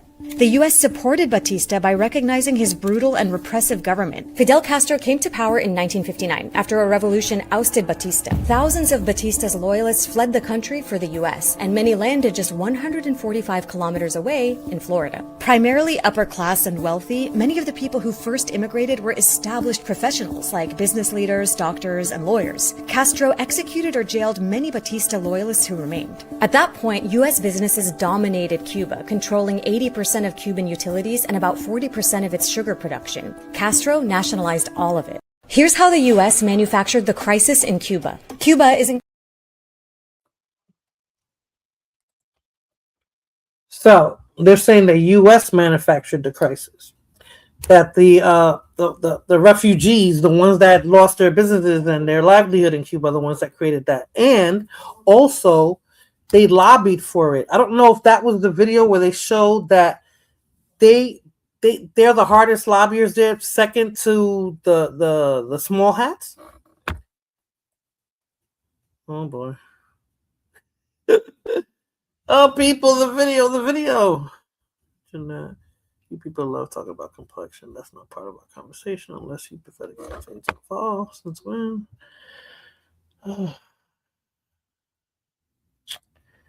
Okay. Okay. So since nobody paid attention to that video, the U.S. Okay. The U.S. doesn't like opposition. They want to control everything. So, of course, they will make them suffer. But why not just go in there and take it over? Why make them suffer? That's what I'm trying to say. Like, if you want control of the island, why not just take control of the island? I'm tired of lobbyists, too. Yeah, but they get paid good money to talk that talk, Ohead. I'm just like, why they don't go there and just take it over? I want Trump to take over and see what happens. I mean, that's what I'm waiting for, Blood Moon, because it's like starving the people out or waiting for people to die. You know, if the hospitals don't have the resources to keep it running, yeah, those people are going to die and stuff. Like, people are going to die anyway. Let's say, like, if there's a war or anything, but that's just the casualties of it. But why are you doing it this way? This way, it's just like, I don't know. It's almost concentration campish, almost like you just want to starve them out. You just want to, let them die a slow death instead of just taking over. Like, what is and like I said, there's troops in Guantanamo Bay. They're in Cuba already, technically, Let me see if I have another video. Oh, I can go back to New York. I have one. Is this the last one? No, I have two more. You know what? Let me play this one first.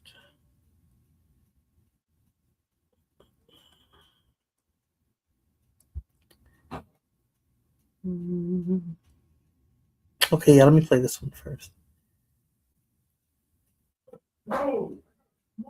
So the reason for the stop is because you keep veering off to the left, and then you're not stopping at the stop signs. Yeah. Sorry about that. Is this your vehicle? Whose vehicle is it? It's just a rental. It's a rental? Okay. Do you have any registration with it? Do you know if they can put it in the glove box? Let me check. What are you visiting? Yeah, I'm on tour. What are you doing? I'm on a world tour. A what? A world tour. Doing what? Hard to explain.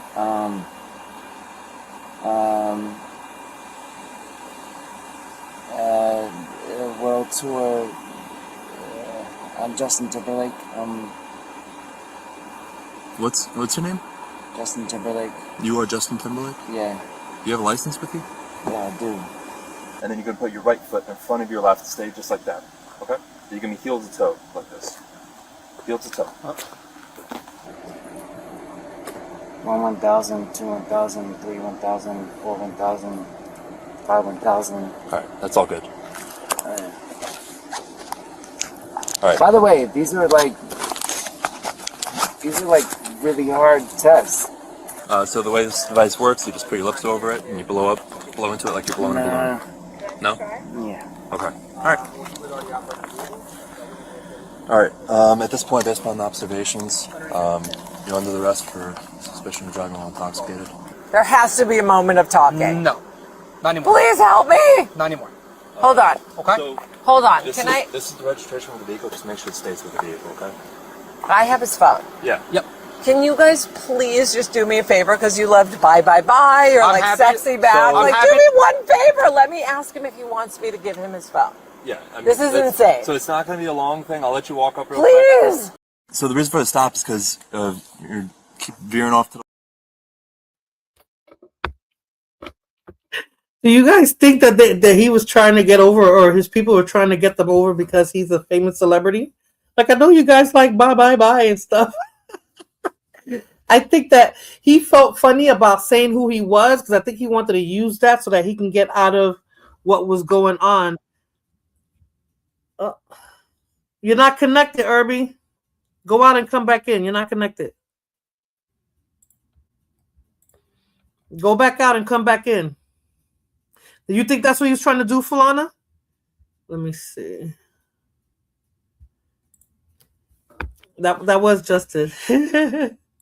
I think that was in Sag Harbor, and I think that was I don't know, maybe a few weeks ago. And he looked embarrassed, and I'm just like, why is he driving? He has money.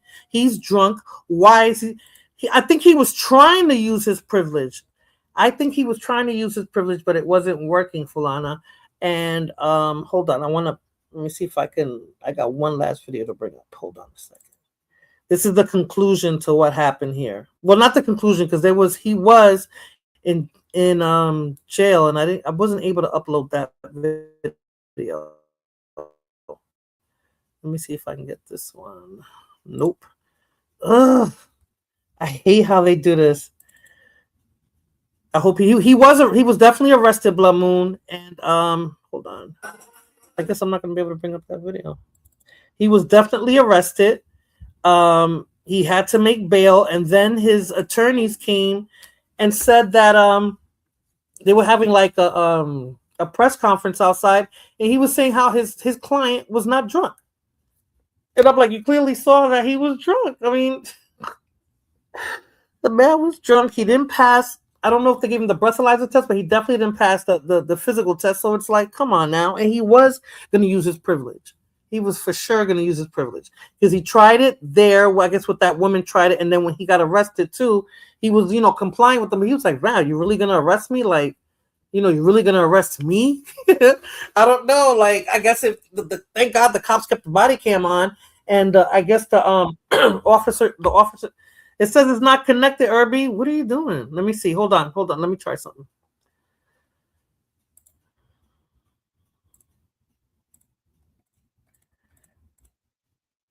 They will need to connect their mic cam before you can add them to the stream. Yeah, I can't connect you, Irby. I don't know if you can hear me, but I can't connect you. So leave and come back. If you can hear me, leave and come back. Oh, but yeah, privilege didn't work for Justin Timberlake. Apparently he's not a big enough entertainer. Maybe if he was I don't know, I wouldn't say Chris Brown, but what's a huge white entertainer who would have probably got over, but he didn't even know that was Justin Timberlake. And I guess seeing him drunk like that, he just looked like any run-of-the-mill white guy, right, driving his car, because even Blood Moon didn't know that was him. I saw and I saw that was him. So, okay, Jose is coming. Hello, Jose. Good evening, Titi. Thank you for allowing me on your platform. I can't stay long, but I just wanted to opine regarding this topic. Oh, perfect. Talk to me. Yeah, he was definitely trying to use privilege, so to speak, Mm-hmm. to try to minimize the consequences of his actions. Apparently, he was driving under the influence of some sort of substance. Mm-hmm. He was drunk. Well, Okay. that's what they said, that he was drinking. Well, It was I a was DUI. just, Yeah, it was a DUI. yeah. You see, Fulana I said he mean- was arrested and charged and lost his license for 90 days. So, Hey, Chill Chow, how are you? Thank you so much for stopping by. It's been a long time. Good to see you. Good to see you, Chill Chow. Justin is a bigger entertainer than Brown. Brown is just so trashy and he's always all over the tabloids. Yeah, Justin Bieber. I think Justin Bieber has gotten over. So, okay, Jose, I'm sorry. Continue. But you know something, it's nothing new. I mean, many celebrities, when they have issues with the law, they'll try to use their influence or perhaps lack of influence to try to minimize the consequences. Right. It was just it just seems silly because he was really trying. Yeah. He was really, and it was so In obvious. vain, that it appears to be. Yep. It was so obvious. Hold on a second. My Cuban woman isn't smoking anymore. Hold on. Let me see. Okay, she's smoking again. I don't know why it stopped for me. But you seen this? You saw the did you see all the videos of this when that was the first part when he got pulled over and all that, but then they showed when he went to the station and the officer sergeant seems like he was like losing patience with him because he noticed he was trying to get over. I didn't see the second part. I just saw this one, but I think it's pretty clear. He was trying to use his privileges to get away from not, getting a ticket or what have you. I'm surprised he didn't try to bribe him or anything like that. I think he was insinuating it because that's how I read it. Because he couldn't get too specific because he knew that the cop had his body cam on. He knew he was being recorded. Yeah. But he was trying to insinuate that. I heard that he was definitely trying to insinuate that. That's what I was like. Is he trying to get over it? But the cops weren't having it. The officer that pulled him over, he was being really nice with him and but letting him know that he's gonna follow the law and you got a DUI and this is what I got to do and this is what's gonna happen. But by the time they got to the station, the sergeant that was there was like he wasn't having it. He was talking to him pretty aggressively and everything. So I guess he was gonna make an example out of Justin Timberlake. Well, I mean, he could have avoided this whole situation in a lot of ways. First of all, with all the money, he could have his driver, drive him to whatever it is. Number one, or number two, not to consume alcohol to the extent that he became inebriated. Or number three, just stay home. If he wanted to drink alcohol, he could have drank all the alcohol he wanted from home. I believe he was on tour, Jose. So I'm just like, so you're on tour. So after the show, whatever, you're partying or whatever, and he said he was following his friends. But I'm just like, why? If you're drunk, why you just get an Uber, or if you're beyond Uber, then hire a car to drive you around. Isn't that what celebrities do? They don't really, unless they're in their hometown or whatever, they're not really just driving around anywhere, right? Especially inebriated. I mean, it's not like he doesn't have the money to have a driver or whatever, but it's just that he tried to get away with bloody murder. I found that so. I mean, when you think about it, it could have been worse. He could have, got into caused a traffic accident. He could have injured someone or killed someone or basically injure himself or kill himself. Exactly. That's what I'm saying. And being a celebrity, like, I would not want to put myself in that position. Knowing that I don't have to drive. You know what I'm saying? Like he has the resources to hire somebody, stuff like that. So I would have hired somebody.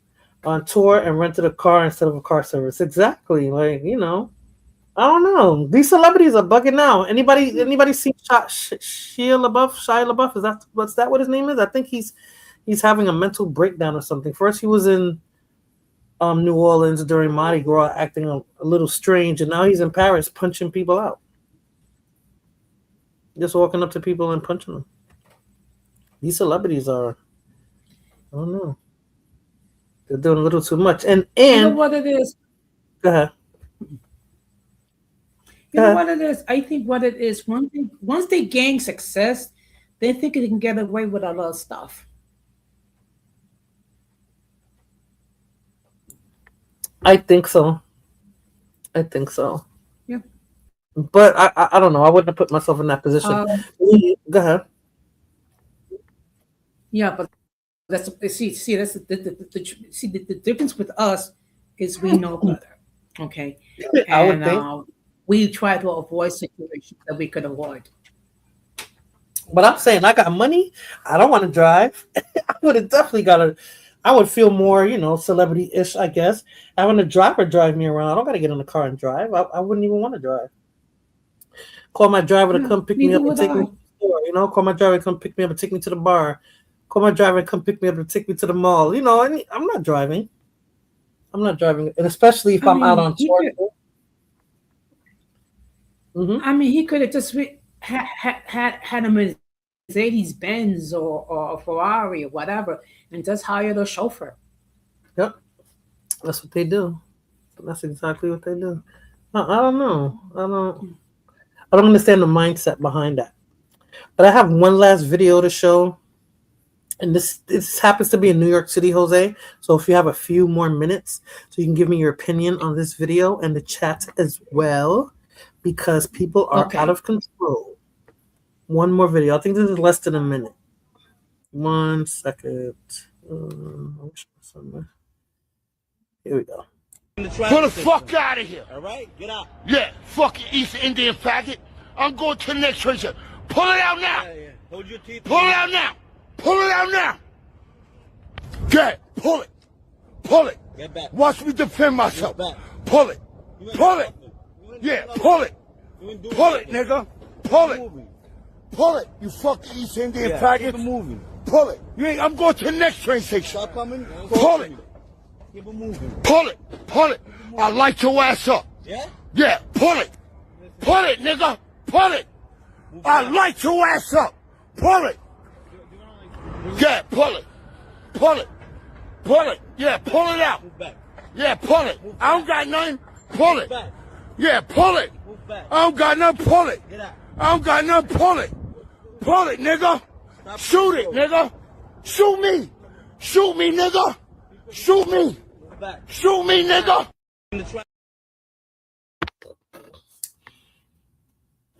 Out of control, Jose. Out of control.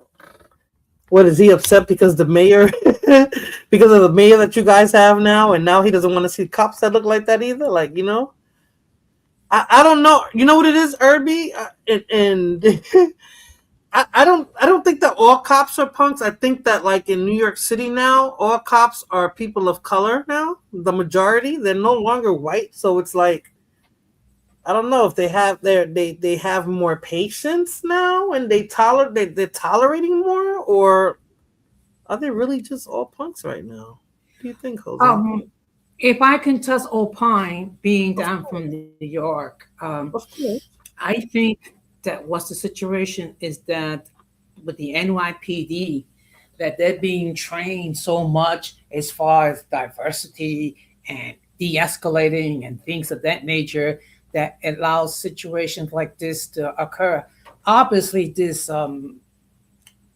individual is trying to provoke these police to do some sort of activity, and I'd like to know who was videotaping this whole thing.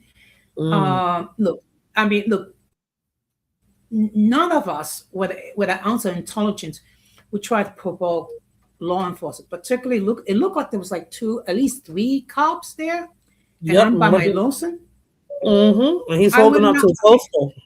I didn't think he was holding I on to will the not- whatever you call that thing that they use, the gun, the other gun. What do they I call will that, not try Jose? to I will not try to intimidate one cop. Never mind 3. I mean, that's just asking for trouble. Harry said, you know, if this was the 80s, he would have got beat up, drugs planted on him, and go to jail. Yeah, he would have got beat. He wouldn't have been so bold to do that. They would have definitely did some stuff like that. I'm sick of. What are you trying to type? You have to play with the words, Blood Moon. I wish I could have seen what you tried to type. YouTube doesn't even let them out because I don't even see it, and I don't have any words on my thing, Blood Moon. Like you can say what you want. I don't have any of those on my channel. What did you say, Jose? Could it be that maybe one of the other mods is blocking her comments? I could see that. I think it's YouTube because that's what I'm saying. I can't even see it. So whatever she's typing, by the time she hits send, it just doesn't come out because I would be able to see that. I got my cell phone and I'm looking through StreamYard and I don't see it. And I don't have that. You know how you set up your stream, your YouTube so it'll hold comments? Mm-hmm. I don't have that. I don't have that set up. Yeah, but it's weird. Yeah, Isn't block? But it's weird. Isn't Block Moon a mod on your channel? Yeah, but there's certain words I guess you can't say. No mod can block me.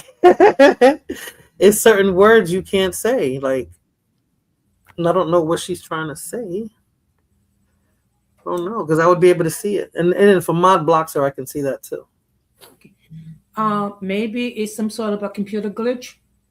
No, it's YouTube. It's YouTube. It's whatever she's choosing to. Yeah, it's whatever she's choosing to say. Oh, she typed that word, the GUN word. That's what she did. She typed that word. Okay, and because I don't have that set up, you know how you can go in your studio, you could have them hold comments for certain words and stuff. I don't have it. I didn't set that up, so you can say what you want here, but YouTube has the extra hand apparently because this happened. This has happened before, not just on my channel. Someone will say, "Oh, my comment didn't go through" or something, you know. So, But you know what I noticed? But you know what I noticed is sometimes there could be a delay before the comments would appear in the chat. there has to be because that's how they're not letting it go through before I can see it. There has to be a delay. Yeah, there has to be a delay. But okay, so I was What do you call that weapon that they use that sends out that electrical charge? What do you call that? It's I know what it is. It's kind of like it's like a stun gun. What it does is that it shoots like a projectile. And what it does, it enters the body and it kind of Fulana said it. It's a taser. I couldn't think of the name, Fulana. Taser. Thank you, Ohead. I couldn't think of the freaking name. I had a senior moment there. That's why I was like, what's the name of that thing? I getting more of those senior moments every day, and I'm going to be 64. I'm telling you I swear that's where I'm going. But it's crazy because I've seen those tasers in use, and I've seen people grab it. That how it comes out, they'll grab it and they'll pull it off of them. Like, I don't know what kind of what is that, Fulana? It looks crazy on StreamYard. It shows up. It shows like 4 different type of emojis on StreamYard. I mean, Fulana. He didn't want the taser. He didn't want to let off the taser. I would have let off the taser. I knew. That's why, you know, they used to tell me I had a personality to be a police officer, and I was like, I don't want a gun. I don't need a gun because I'm the type that would shoot first, ask questions later. Like, I'm not going to be an officer and I'm walking, you know, wherever detail I have, and I got to deal with some a-hole like that. Whether he likes the fact that I'm Indian, Muslim, Hispanic, Black, African, whatever the F it is, he shouldn't have the right to talk to me that way for no reason. Well, imagine you working in social services and you got to deal with difficult clients. Do you guys have security there where you're at so they can escort them out if they start misbehaving? Okay. Well, you know what it is? Yes and no. Okay, so we have 2 different types. We have like a bunch of hired guards, and then we have guards that have peace officer status. Free speech. He committed no crime, but he was being aggressive though, Fulana. Like he was like daring them to do something. Like you can't. That's not free speech. You can't do that. That's like I don't know. That's like a kid yelling at his teacher that like, "Hey, I dare you. You're not going to talk to me. You're not going to tell me what to do. I'm going to sit right here because I feel like sitting right here." And blah blah blah blah. It's a EMP. What is that? Just words. I don't know. When you're officer, those words can get you in trouble. Yeah. Those words can get you in trouble. It's like being in the theater and yelling fire. Like, you just, it's because you have free speech don't mean you can use it in that, man. Really. I don't know. You have to respect law enforcement to an extent. You have to, especially if they're respecting you. Like, you know what I'm saying? Like, they're like the officer that pulled over Justin Timberlake, like he was being extra nice. And I've seen officers do that. There was a video I saw on TikTok where the officer pulled the woman over, and I don't know what the situation was, but he was being nice to her in the beginning, and she was like, "No, I'm not going to get out. I'm not going to do this. I'm not going to do that." And she just said all of what she's not going to do to the point that she got him pissed off. Is the officer not allowed to get pissed off when he's trying to do his job and you're making it more difficult? But you know what the argument is going to be? And I'm not condoning it, but it's like he is the professional. Right. That's going to be the argument. That's going to be the argument that he needs to be able to let people say whatever they want to say without affecting him visually. Man, okay, so, but he's still human. That's why I said I can be an officer, right? Because they train you to deal with the public. They train you to use your weapon when you're supposed to use it, and blah blah blah. But okay, so I'm an officer, so I have a higher authority on certain people in the public, right? So if I have that higher authority, then, and if I'm telling you, Jose, let's say you're standing on a corner where you shouldn't be because there's going to be an ongoing investigation or whatever the hell's going on, right? And I'm telling you, okay, Mr. Negron, you need to keep moving or whatever because we're doing something here. You're going to take it out of yourself to say, well, no, because F this and F that because I'm here and I live on the corner and I do this and I do that and I can't get upset that you're not listening to me? Okay. You can get upset. The issue is you getting upset and letting you affect your judgment or reaction. Okay?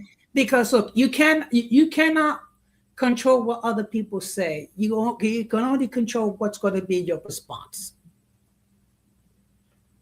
I don't know. I'm human, and it's like, you could have all the professionalism in the world. That day, you could be having a bad day, and you're trying to be a professional, and it's just you're human. I get it. I get it. But like I said before, it sounds a bit harsh, and I can relate to that because I'm a city employee as well. It's just that, right? And don't you have your days where you're just like, you know what? Like, I'm not in the mood to be dealing, and you have to be a professional, but even you have your breaking point. Even, you know what I'm saying? Like, I do. So what I do, first of all, what I do is like, I'll have a discussion with my supervisor, and I'll explain to her, my supervisor, what's going on. Then I'll let my supervisor deal with the individual, okay? Because me matching their level is not going to help the situation. It's going to make the situation worse. And actually, these people do it for a specific reason, to try to get you out, push your buttons to either act in an unprofessional way. So they're what's called professional agitators. I don't know. Irby, I didn't want to be a cop. I was told I had a personality for it years ago. They were trying to get me to sign up for it, and also to be a what do you call that in jail? What do they call those? A CO. And I was like, hell to the no. No. Hi, Nicole Bella. Thank you so much for stopping by, and I wish you a blessed week as well. Thank you so much. To be honest, he was trolling. Yeah, he was trolling the cops, and that's what I'm trying to say. Like, he was like, you're playing a serious game there. There's cops who, cops can say, Jose, I was fearing for my life, pull out their service weapon and kill you. because they don't even shoot to maim; they shoot to kill. Exactly. You know? Exactly. But like I said, look, when you're dealing with the public in any capacity, 99.9% of the people that you're going to deal with are going to be reasonably mature. Is that 1% that's going to try to push your patience and agitate you and take you and make you react the same way that they are reacting. I'm telling you, oh my God. I don't, like I just said, I'm human, so at some point I'm gonna have, if I'm there to do a job and you're hindering my job by being unreasonable or acting like a crazy, because he's acting crazy to me, I don't know, I would have locked his ass up. I would have locked it. Jaywalking, that's what you, because he was like, but jaywalking is like spitting in the street or acting crazy, right? When you act crazy in the street or something like that. Okay. Let me just share with you a real story that happened to me. Okay, I was trying to interview somebody over the telephone, and I was working remotely. So I gotta ask legit questions. So this person got upset. He started, talking about how I was being unprofessional, and I tried to explain to the reason for the questions and why I had to ask the questions. So he kept going on and on and on and on and on. So eventually I had to discuss it with my supervisor. My supervisor spoke with the individual and explained the reason why, and I asked him if he wanted to continue the interview or not continue the interview. I tried to continue the interview. The person continued to be belligerent. After a while, I just simply say, "Have a good day. I'm not going to continue this interview." So you can end it. Yes. Ooh, that would have made him more pissed off. Well, you know what? Okay, well, then they gotta reschedule that interview again, right? Yeah, but then again, I don't know if he actually did it or did not. But I mean, and I had justification, because basically what I did was, with my computer, I typed his responses, and I also typed the fact that he was being belligerent. I tried to conduct a professional interview. The person would not cooperate. After several requests being made, and after several requests, I tried to de-escalate. Right, but you have the power. This is what I'm trying to say. So you have the power to end it. Once you saw that you weren't able to complete your job to your ability, you were able to end the conversation and basically make that person have to go about whatever you guys are trying to do again. Yes, and this is New York City. So New York City isn't like, okay, he didn't like what I was saying, I can call back and get it done. You got to start all over again, don't you? Whatever it is that he was trying to do. Yeah, but the thing is, I had discussion before I did that. I had discussion with my supervisor, and my supervisor advised me, if the person did not continue, would not cooperate, to end it. The difference is Jose doesn't have a gun or a taser, nor can he arrest anyone. The cop has to follow the law. Jose has to follow policy. True, but his policy. Well, you have to talk to your supervisor first before you did all that. I mean, I have to explain to my supervisor what is the situation, and then she will guide me how to proceed. Oh, so you couldn't just say, okay, you're gonna end it because he was being belligerent. You had to go through your direct report first. Oh, okay. I don't know. That policy could be difficult too, Fulana.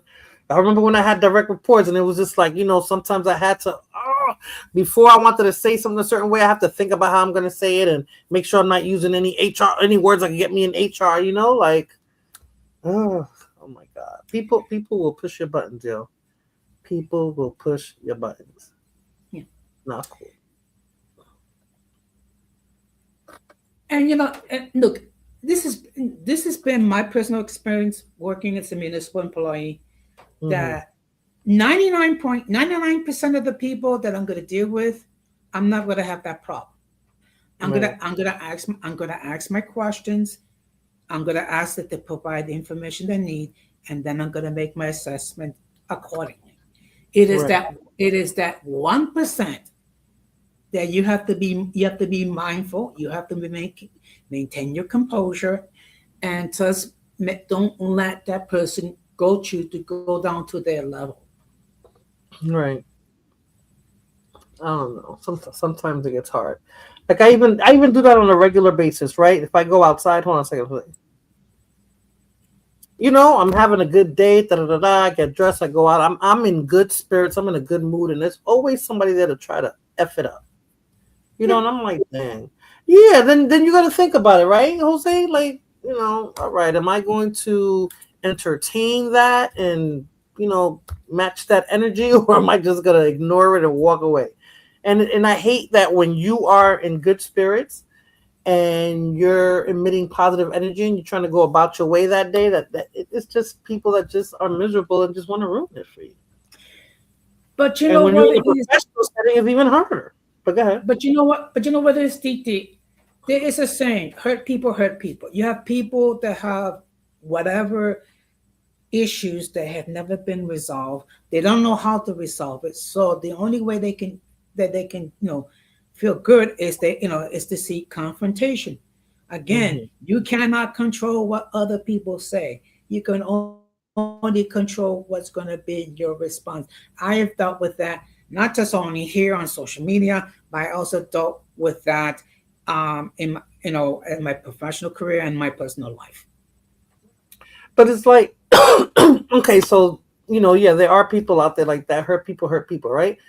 But let's say you've gone through it as well, but you don't choose to move about the world or society to hurt other people as well. And you've been through some stuff too. You know what I'm saying? So it's like, if you're able to move about this world with kindness and with compassion and with positive energy, then why should you tolerate somebody else giving you that negative energy, you know? See, one thing we have to understand, not everyone is like us. Okay, not everyone like us. We both have a moral compass, and I'm trying not to bring religion into that. So I'm simply saying a moral compass.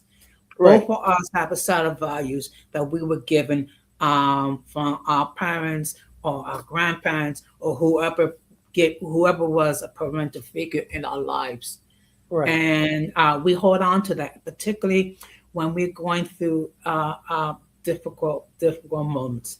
Also, another thing is knowing who you are.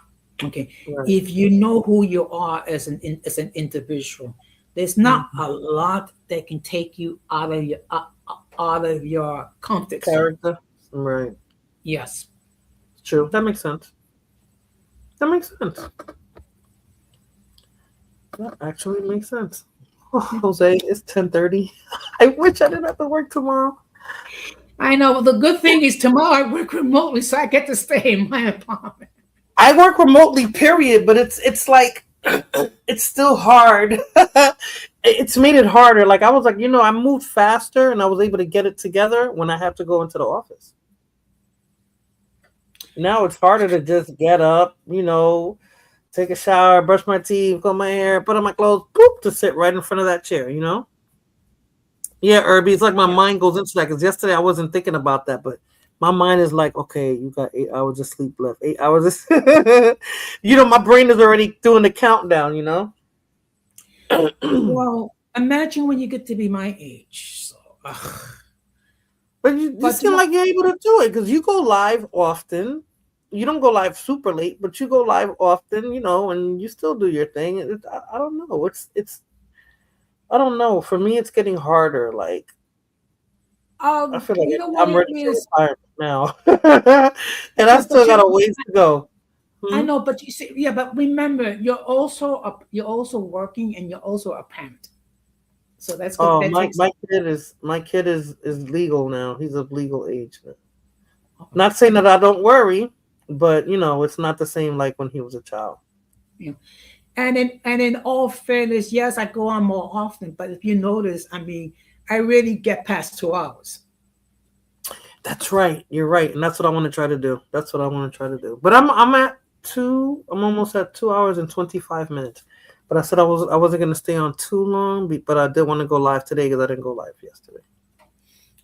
And I'm surprised that you got on as early as it did, because usually you get on later. Because it's Sunday, and I know I have to. It's because it's Sunday. That's the only reason. If I didn't have to work tomorrow, I probably would have went. I would have started like now. Maybe I would have started now or later. But since I have to work tomorrow, I said I got to come on earlier. And I wanted to come on even earlier than I did today. I wanted to come on like 6 o'clock, which would have been 7 o'clock your time. But, you know, of course, everything that I do never gets me there on time. I got love for all Dominicans, including the ones that hate me in the chat. Oh, I love you too, Irby. My half loves you, and my Cuban half does as well.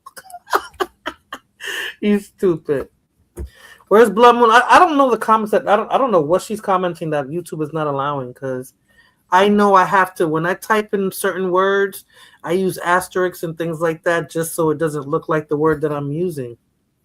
So I don't know. I don't know what she's typing. It's not letting her say what she got to say. You know, you got to manipulate. You got to play with the words.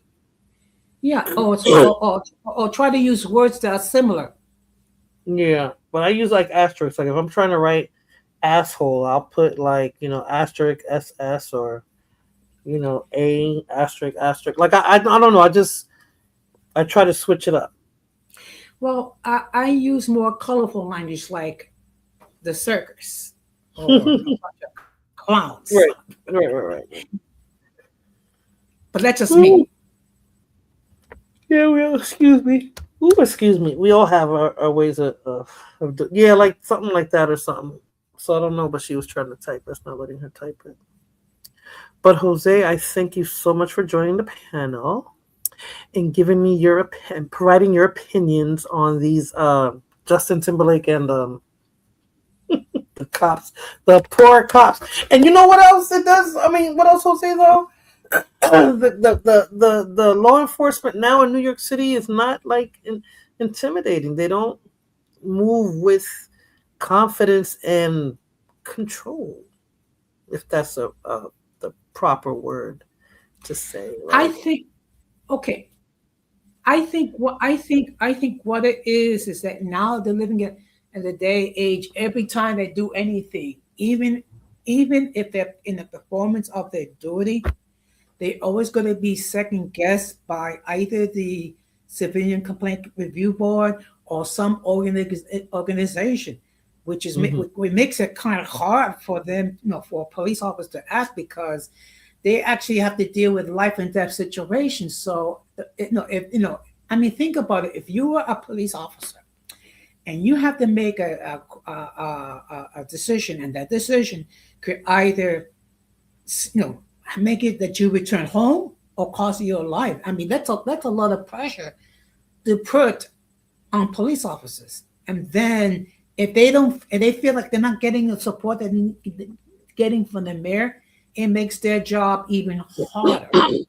That's right. The mayor doesn't support the police department, right? That's what I forgot. He doesn't. He's more on the side of the public as the police department. He's not Giuliani, so. Okay, but that was the situation even before Mandani became mayor. It was a situation when de Blasio was mayor. What you said? When de Blasio was there too? I mean, basically, the police officer felt like they had to like walk on eggshells under de Blasio. So they didn't have the support of the mayor, and that's usually not the norm, right? The mayor always supports the police department, right? Usually, it's ever since de Blasio. It's like the police have been under such scrutiny, and we ask a lot for law enforcement. We ask them to make snap decisions, and then when they do make a decision, okay, a lot of the times it's under a great deal of scrutiny, and they're under a microscope. That's why I'm trying to say that they're human too, Jose. That's why it's hard to, you understand? Like you just gave that, they're under those constraints, right? So it's hard to be under that pressure, deal with people who don't respect you, and then they expect you to perform your job to the T. Let me tell you something. It's a very difficult job, and not everyone has the temperament to be in law enforcement. Right, and I'm not pro police either. I mean, I grew up in the 80s and stuff, in the 90s, and I've seen officers do awful things, but and of course I get pissed off at that. But when I see people in the public antagonizing them, I think that's wrong as well. Knowing that cops can go that far, why even put yourself in a scenario where something could happen to you for your for you saying something stupid or doing something stupid? Because the thing is, we have a moral compass. Okay, you're right. We people, we act stupid. A lot of people. I mean, let's keep it real. Yeah, you're right. Because I'm just like, why, why do that? Like, they got a job to do. If you're not doing nothing to me, then I'm just do what I got to do and get out of your way. But I'm not gonna sit there and act all funky with you. Like if I'm getting a ticket for speeding and the cop is trying to tell me and ask for my license and all that, I'm saying I know my rights, and I'm not gonna be acting like that. Like, okay, I took the stop sign, I got pulled over. Here you go. Here's my license. Here's my registration. I'm just hurry up and give me the ticket. That's what I'm waiting for. I'm not gonna make his job worse, and I'm not gonna make my situation any worse by, pissing him off, because that ticket could turn to something else. And a lot of the times, if you act professional, if you act cordial, you act polite, okay. Sometimes the cop may just give you with a warning if you're respectful. Right. And that happened to me when I was on my way, and I'm in Texas, mind you. And a lot of people be like, "Oh, you're in Texas," you know what I'm saying? It's probably worse out there, but unfortunately, I've had two police contacts, and that's for speeding. I've never gotten a ticket in New York City or New Jersey for speeding. I only started getting moving violations when I moved down here, and I only got 2. And both scenarios, I did get the ticket. The ticket was the warning.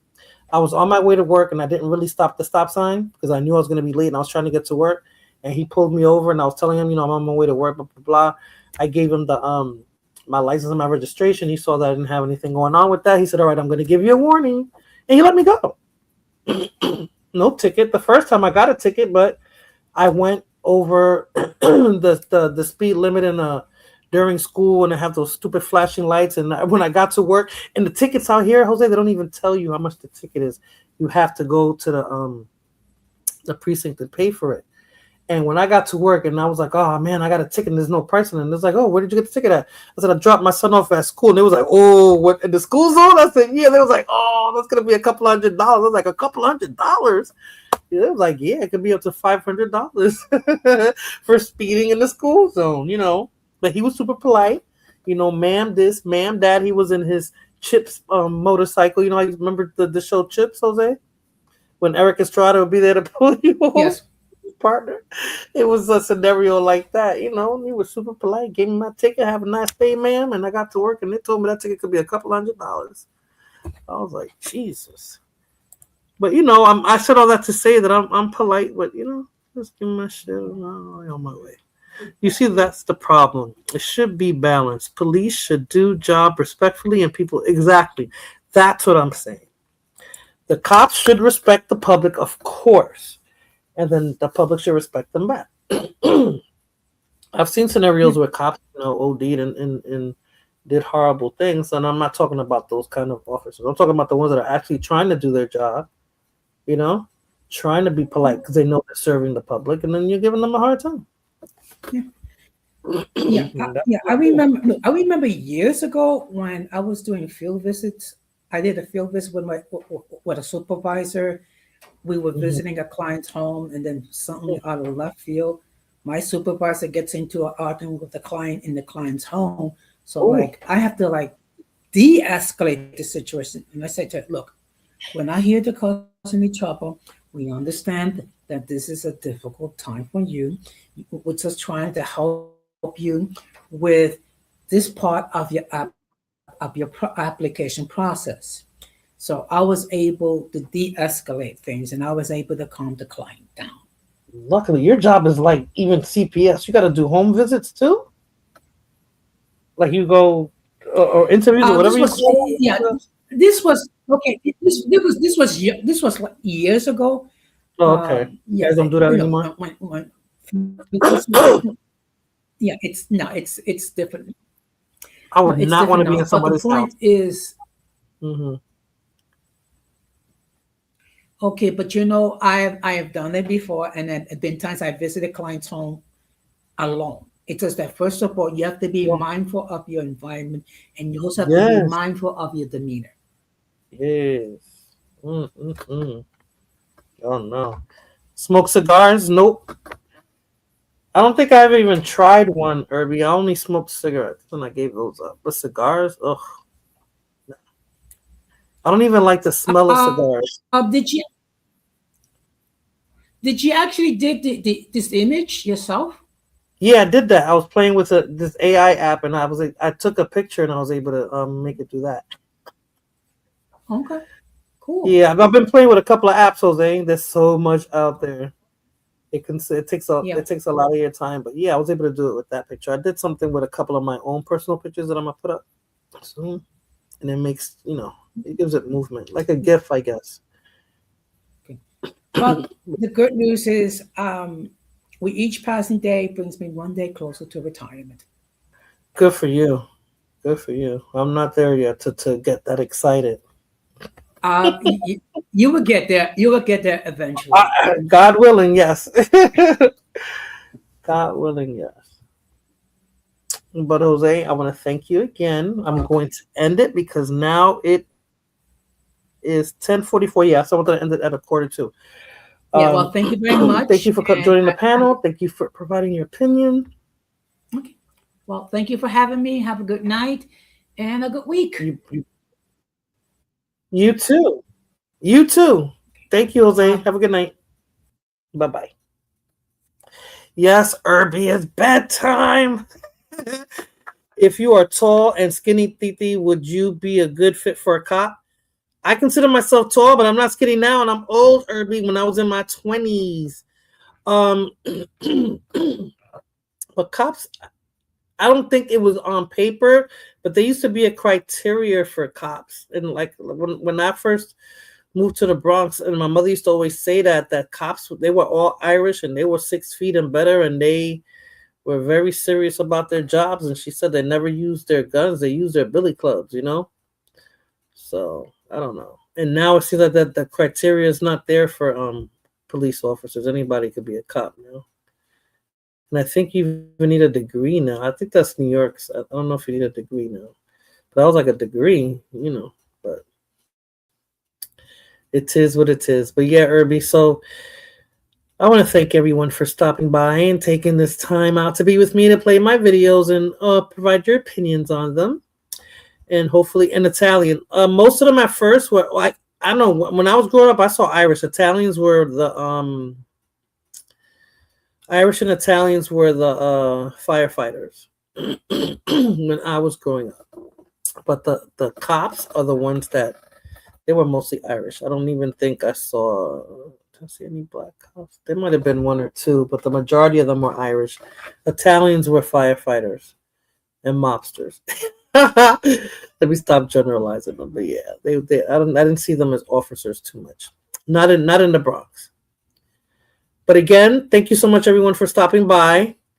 I don't want to go through everyone's name now because right now I can't think of it because I'm barely able to keep my eyes open. So I'm gonna shut this down and brush my teeth and wash my face and just lay down and mentally prepare myself for the morning.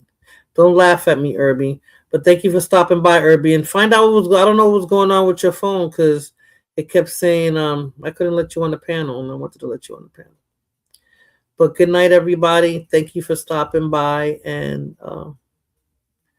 hopefully see you next week if I'm able to do this. I don't know if I'll be able to do this every weekend because there's a lot of stuff coming up for me, so I don't know if I might be able to do it. Officer O'Brien, O'Reilly, what's another popular Irish name? Ryan, McLaughlin. And I went to school with a bunch of them, Irby, too. A whole bunch of them in Catholic school. The majority was Irish. Good night, Fulana. You already in the bed? I'm going to text you, man. But yeah, I got to go to bed. So thank you, everybody, for stopping by. Have a good night. Adios.